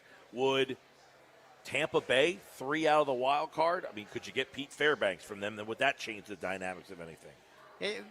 The Rays are an interesting team because they seem to be buying and selling at the same time. So I don't really know what they're going to do. So we're on the day before the deadline, and we're not sure if the Rays are buyers or sellers. Kansas City's 3.5 out of the wild card. Cleveland is 3.5 out of the wild card, yet they're telling everybody, hey, please take Stephen Kwan from us. If Clase was available, we'd trade him too. And here they are 3.5 out. There's a report today that says the Angels are buying. Yeah, so they are basically taking like Taylor Ward and a lot of guys that you would say, hey, they got a little right-handed pop there. And meanwhile, trading for Luis Garcia, as in the former Barbers / Phillies reliever, who's almost 40 years old. Well, they did this a couple of years ago. You remember when they were picking guys up off the waiver trades, late when they were just trying to do whatever they could to try to salvage Ohtani that last year before Ohtani became. I didn't get that. They should have traded Ohtani. They should have traded Mike Trout then. Now they're just the Angels. Well, they're 4 back of the wild card. Minnesota, I think, has suggested even 6 games out, which is not completely out of it, but I think it's 6 games back. Minnesota has said, we're open for business. The Orioles 7.5, the Athletics 11, and the White Sox. So there's really 5 teams in the American League that you can call today and say, do you want to do something? Tomorrow, that might expand. Now you say, tomorrow, how's that going to change? Tomorrow, depending on what happens today, these teams, tomorrow, the Angels could be 5 back or 4.5 back. I don't know what there's, now in the National League, obviously Colorado, they have nothing to take, though. They don't have Jake Bird looked good early in the season, but he has not been as good. That was a relief traded for him. McMahon to the Yankees last week. And McMahon, even though it was hitting under 200 outside of Coors Field. So, maybe that's an indication that there's just not a lot out there. Washington's tough because they're in the division, and you're not giving them Mick Abel or Painter, because you don't want to have to end up facing. I would imagine those. You're not You're not trading pitchers in the division. And they don't have a lot you'd want anyway. Finnegan, maybe. Finnegan, if it's 5:45 tomorrow and the Phillies haven't done anything and lost out on all these relievers, maybe you call him and say, hey, can we have Kyle Finnegan? But no, he's not someone I'm looking at. The Braves are actually worse than the Pirates right now. Their season has completely gone off the rails. All 5 starters injured this year. Unbelievable. And Acuna. But you're not going to trade with – so this is a team that's out of it. You're not going to trade with the Braves. Yeah, they're really not a good match with the Braves. And the Braves were trying to get rid of the likes of Ozuna, but there doesn't seem to be a lot of interest. No, and he's just a DH, so the Phillies, obviously, they could use some right-handed power, but he doesn't play the field. He hasn't played the field in like 2 years, so that wouldn't work out. Because I actually thought, I said, for a right-handed bat, could you think about Ozuna? I was like, he hasn't played the outfield in 2 seasons now. He'd be worse than Schwarber. Yep. Pittsburgh, we know, has a couple of relief pitchers, but not much else. You've kind of talked about McCutchen, but I don't think McCutchen is all that interested in being traded and again. they just traded Caleb Ferguson, one of their lefty relievers, to the Mariners. That's just breaking news from Ken Rosenthal. So there's another relief pitcher off the market, a lower leverage left-hander. Arizona, very interesting team, 8.5 back, has probably the biggest name on the market in Eugenio Suarez. Well, one of the biggest bats on the market, we should say. And South Jersey's Zach Gallen might be up for trade. But that doesn't really help the Phillies at all. it doesn't help the Phillies for what they need, but the Marlins are interesting. They're 7 out of the wild card and are doing it in almost anonymity here. Like, nobody knows anybody on this team. So I don't know that the Marlins really want to trade anything. I think they just want to kind of keep this team together and maybe watch it grow, right? I mean, I don't know what the heck they're doing. I haven't understood what Kim Ng was a really nice GM. They let her go, or really they demoted her essentially, and she walked. There was some talk they would trade Sandy Alcantara. I don't know if they will, but yeah, I mean they're pitching the likes of former Philly Tyler Phillips these days. Jeez. So I mean, they're only 7 out. Now, not that but I don't know that they're a classic team that's not in the race that you're going to call and they're just going to start trading a bunch of guys off. So it seems that they're kind of not a match. San Francisco's 5 out. They just traded Tyler Rogers, so maybe they did trade for Devers earlier. That has not worked out for them. So are the Giants a team that could reverse course on you and change some things? Although the Phillies have announced the game will start at 5:45. Yeah, I don't know. I mean, what's on the Giants roster that would be available? I'm not really sure. I mean, Rogers might be it. I mean, yeah, they went all in and re-signed Matt Chapman this offseason. He's not going to go anywhere. They made that big trade for Devers, which I'm kind of not surprised it didn't work out. I was shocked that somebody took him off the Red Sox hands. But those are players that are going to be there for a while. I haven't heard anything about them trading any of the other pieces. I mean, they traded Wilmer Flores. I mean, he might be the best trade candidate they have. Isn't this a direct result of the second wild card? Definitely. The seller's market. There's so many more buyers than there are sellers. Well, we're going through all the teams right now. Especially with impact guys. I mean, the Tier A guys, there's about two or three of them that are possibly going to get moved. No, it's a great point because we're going through all the teams right now. The Cardinals are 4.5 out of the wild card and are willing to trade their closer. Right. How bizarre. Like, we're talking about some of these teams that you don't match up with. Colorado has nothing to improve you. You're not going to trade with the 2 teams in your division, especially the Braves. The Braves are just chalking this up to, hey, the injury ravaged us. We're back in contention next year. So they're not a classic out-of-the-race team. They're not trading like Ronald Acuna all of a sudden because they think they stink. The Reds are 3 out. They have made a trade today. They got Cabrian. They're going for it. So they're trying to get into the playoffs here. Really, the National League wild card seemingly is like a 4-team race right now. So you have the Cubs, the Phillies, the Padres, and the Reds. I feel like the Cardinals feel like they're out of this thing. Yeah, I think if they're being honest, they're probably out of it. They're just a little short this year. They could trade Helsley, as we've said. I wouldn't be shocked also if they traded Jojo Romero, the former Philly, who's found some success there. He's the guy that the Phillies traded to get Edmundo Sosa. So I could see them trading him as well. Hey, I haven't heard a thing about their third baseman, Nolan Arenado, who was a trade candidate in the offseason. So Apparently his name kind of resurfaced earlier in the week, but I have not heard much there. By the way, the Cubs have beaten the Brewers, and that is impactful for the Phillies because obviously right now the Cubs and Brewers keep flip-flopping, and now the Brewers are in first place in the Central. The Cubs are now the first-place team in the wild card, and if the Phillies made the playoffs right now, it would be as a wild card team, and the first round would be at Wrigley Field. Phillies and Cubs would be the playoff matchup at Wrigley Field. yeah, I think you're going to see the Mets and the Phillies might bounce back and forth between first place. You're going to see that with the Milwaukee Brewers and Chicago Cubs. So I think in both cases, one of the teams in the East, one of the teams in the Central will be wild cards. So as we get to the trade deadline tomorrow, if you look at the division leaders, it's the Mets, Brewers, and Dodgers. The Dodgers are 4 up on the Padres, and then those wild card teams, the 3 wild card teams in the National League. It is the Cubs, the Phillies, and the Padres. And, of course, the way it works is the 2 top wild card teams would play each other. The worst wild card team would play the worst division winner. So that means the Phillies would be at Chicago to play the Cubs if it ended right now. And then the Padres, who are the worst wild card team, would play the worst division winner, which ironically is the Dodgers. Who would have ever thought the Dodgers would be the worst of the 3 division leaders? But we still have over 2 months of baseball left to go. Phillies and White Sox estimated first pitch, 5:45, and we are at Urie's in Wildwood at the Sliders Bar. So perfect.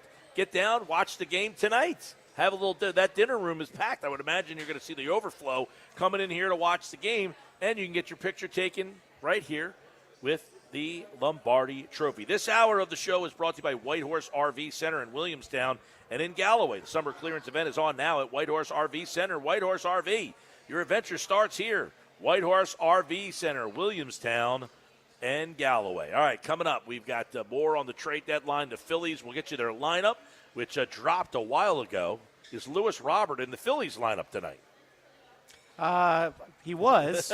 He was, No, but the who knows? White Stay Sox tuned. one, no. Yeah. No, I said, is he in the Phillies lineup? lineup? Okay, no. I don't think that'll work anymore. No. All right, more Sports Bash coming up, 97.3 ESPN.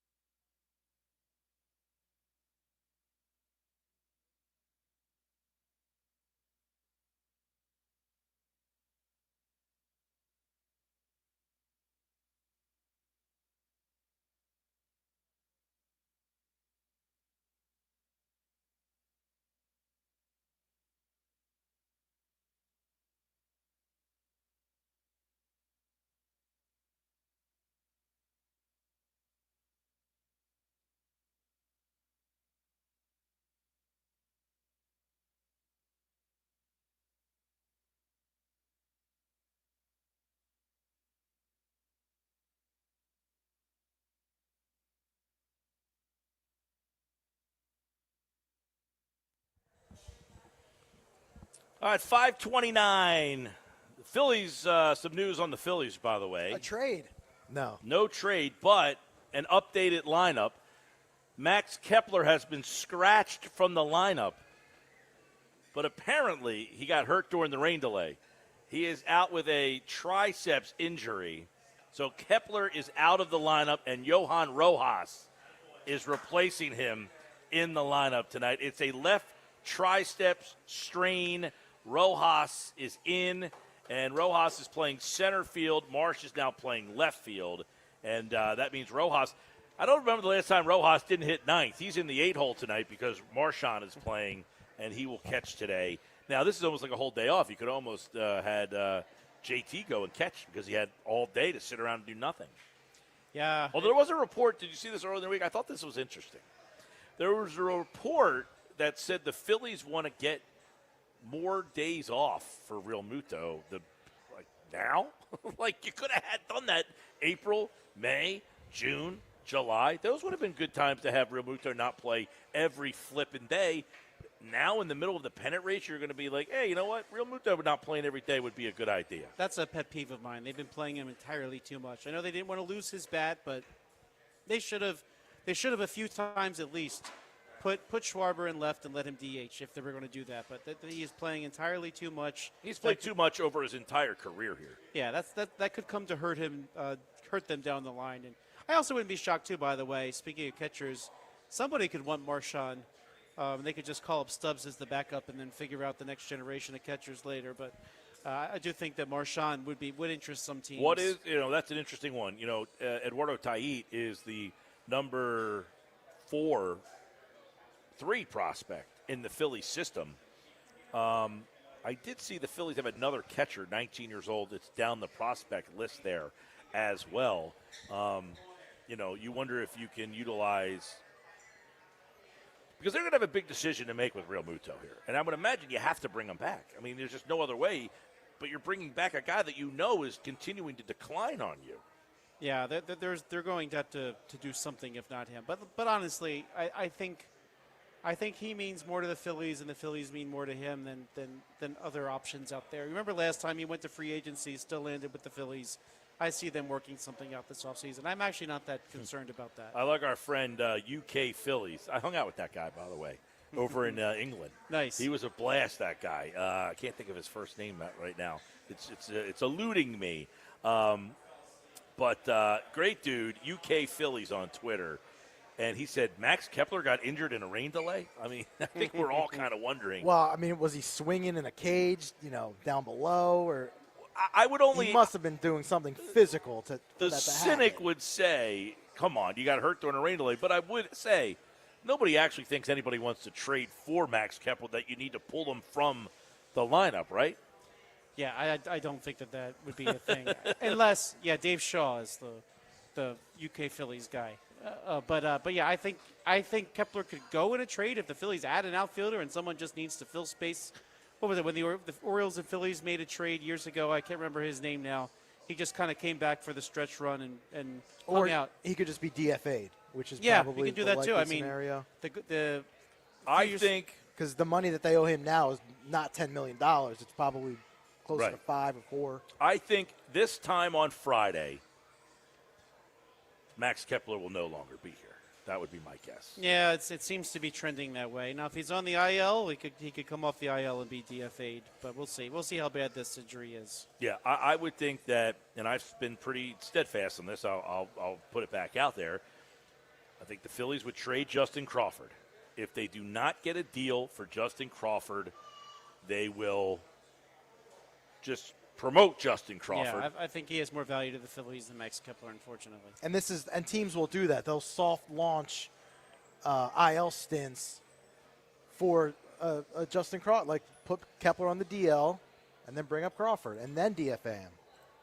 Yeah, I think what will happen is if Crawford gets traded, then you'll probably have somebody new somewhere, obviously. Probably now. They could trade Crawford for a relief pitcher.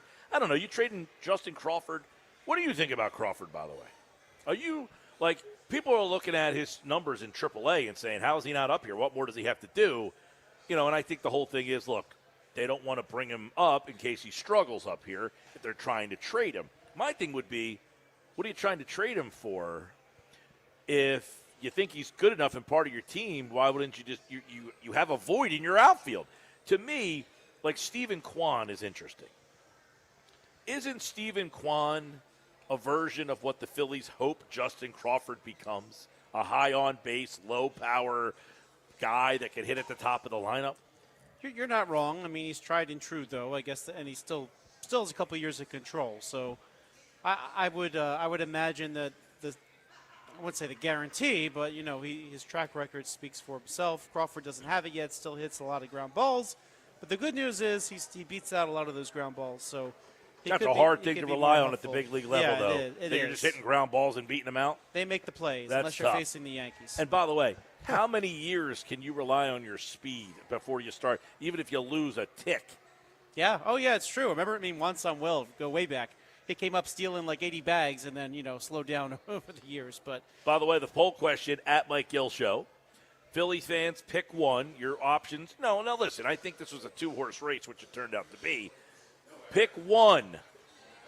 Closer, right-handed power bat, get help from the minors, which is what we're discussing here. Just call up, you could call up Painter, Abel, Justin Crawford, and say, hey, we added 3 new players to this team. Or keep but upgrade your platoons. In other words, you're going to keep all the platoons, but you're going to bring in better, someone replaces Rojas, someone replaces Kepler. And yet you still have, so like the left field platoon is a new guy and Kemp, a new guy and Marsh. Now, I don't like Marsh playing center field, although he did make a couple plays last night. Yeah, I don't like him playing center either, but I think that if you go to the marginal upgrades, I know that's one philosophy out there, that if you improve a little bit in a few different places, that makes a difference overall. But I think for the Phillies, they need the impact. They need the impact closer. They need the impact bat. And if you can't get them, then you pivot to those types of moves. But I would really prefer that the Phillies go big because of the circumstances they're in with the aging players and some pending free agents. Now, the voting right now has 57% at closer, 38% says right-handed power bat, 2.5% says get help from the minors, and 1.6% say keep but upgrade the platoons, to which Hazy Johns checks in on the X platform and makes an interesting point. It says a lockdown closer is useless without the right-handed power bat. The lineup needs to be shaken up. That's not necessarily true for me. I mean, you could go into a game 1-0 and you need that swing and miss closer in the 9th inning to lock down that game, just like we saw last year with the Wheeler Game 1 start. If you think they're struggling now, wait till they face some of the best pitching in baseball in the playoffs. Then they're really going to struggle. We saw them do that the last couple seasons. Well, yeah, and getting no hit in the World Series doesn't. Well, that's a great point you bring up. You're struggling night to night against the White Sox. You're not facing the White Sox bullpen or pitching staff in a 3-game series, a 5-game series, or a 7-game series. Generally, you're facing the top of the top line bullpen guys, and those top lefties that come into games in a playoff series, they're a little different than some Jamoke coming out of the Marlins bullpen. Although sometimes the Marlins find these guys and you're like, wait, they had Tanner Scott for a couple of years down there, right? Then they get rid of them. Then they got rid of them, yes. Although I do think the Marlins are going to be a factor in the division, and I think the Nationals are going to be a factor in the division soon too. Hey, Nationals has some really good talent. That Juan Soto trade with San Diego really set them up for the future. You want to talk about trades that have worked with prospects? Juan Soto to the Padres has reset this Nationals franchise, and I'm really interested to see who they get as a GM because some good things can happen down there. All right, 609-403-0973, 609-403-0973. Sports Bash is live on 97.3 ESPN. The first pitch, guys, is approximately 6 minutes away, and the Phillies, who did make that little lineup change, Johan Rojas is in, and Max Kepler is out of the lineup today. So that's it. We've got about 15 minutes until, well, no, what time is it? Oh, we got about 6 minutes until the first pitch. And you can come down and see the first pitch right here at Urie's in Wildwood. Hey, I want to tell you about my friends over at DraftKings Casino. Join the fun on DraftKings Casino, ranked the #1 online casino experience. They've got everything you've been searching for, thousands of exciting games, huge jackpots, exclusive offers, and more. New players get a 10-day welcome offer, 500 spins on Huff and More Puff when you play, just $5 to start. Download the DraftKings Casino app and sign up with my code DK973 and spin your favorite slots. The crown is yours. Gambling problem? Call 1-800-GAMBLER. You must be 21 or older, physically present in New Jersey. Eligibility restrictions apply. New customers only. Non-withdrawable casino spins issued as 50 spins per day for 10 days. Valid for featured game only and expire each day after 24 hours. See terms and conditions at casino.draftkings.com/promos. It ends on August 24th of this year at 11:59 p.m. in the East.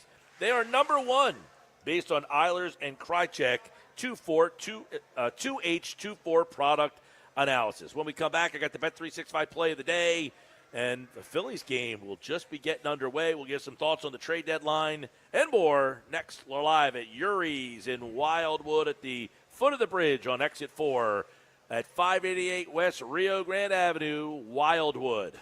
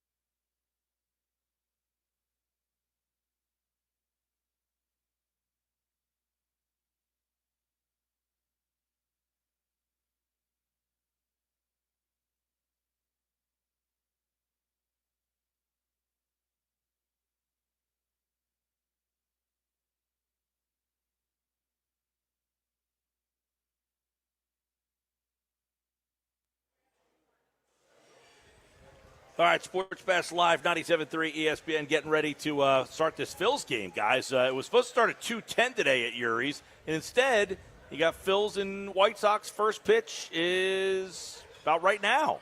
And Phils did have a little lineup change, as we told you. Rojas is in, and Max Kepler is out. They're saying it's a tricep injury for Kepler. That's why he is not in the lineup, but we'll keep an eye on that. We did see a couple trades today. The Mets have added another relief pitcher in a trade, Tyler Rogers. So they get themselves. They've definitely fortified their pen the last week or so. Soto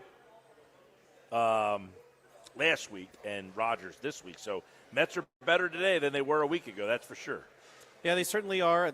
And again, going right after the Phillies with some of these moves. They're trying to neutralize Bryce Harper and Kyle Schwarber with the left-handed Soto, and right-handed Rogers has done really well historically against Realmuto, Castellanos, and the Phillies' right-handed bats in general. All right, Frank. Obviously, tomorrow is the trade deadline. We will probably not talk to you between now and then. So what does your crystal ball say for Dave Dombrowski? You know, you have covered this team the last however many years, all of the Dombrowski era. When he came here, it was this reputation that he made these big moves.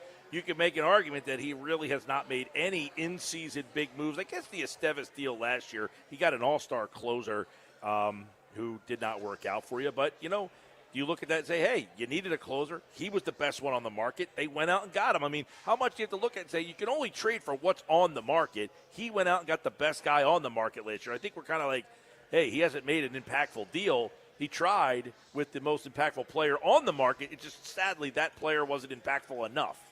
Yeah, I think this year's different, though. When he came to the Phillies, his job was to add without giving up prospects and letting the farm system grow. The farm system has grown. He has pieces people want now. He's got some options. Even if he trades a couple prospects, they still have many. So I think that he is going to make a move this time, especially in light of this year's draft when he drafted mostly college players, which gives me the message that he expects to need some prospects in the upper levels soon. So you look at that draft and say there's something tea leaves to read there. I absolutely do. A lot of college pitchers. You know, if you remember when the Phillies drafted Aaron Nola, that was when they were going into their rebuild, and kind of the line there was like, look, we just need somebody who will be up here fast and pitch some innings. And so Aaron Nola came up within a year. So it's not to say every college pitcher is, but you got to think that their top pitch, Gage Wood, could be available in a year, and maybe if not next year, the year after that. So they've got some options on the way. And when you draft college players, they essentially have a couple of their minor league years out of the way already. So of the names we've heard, you know all the names that we've been hearing.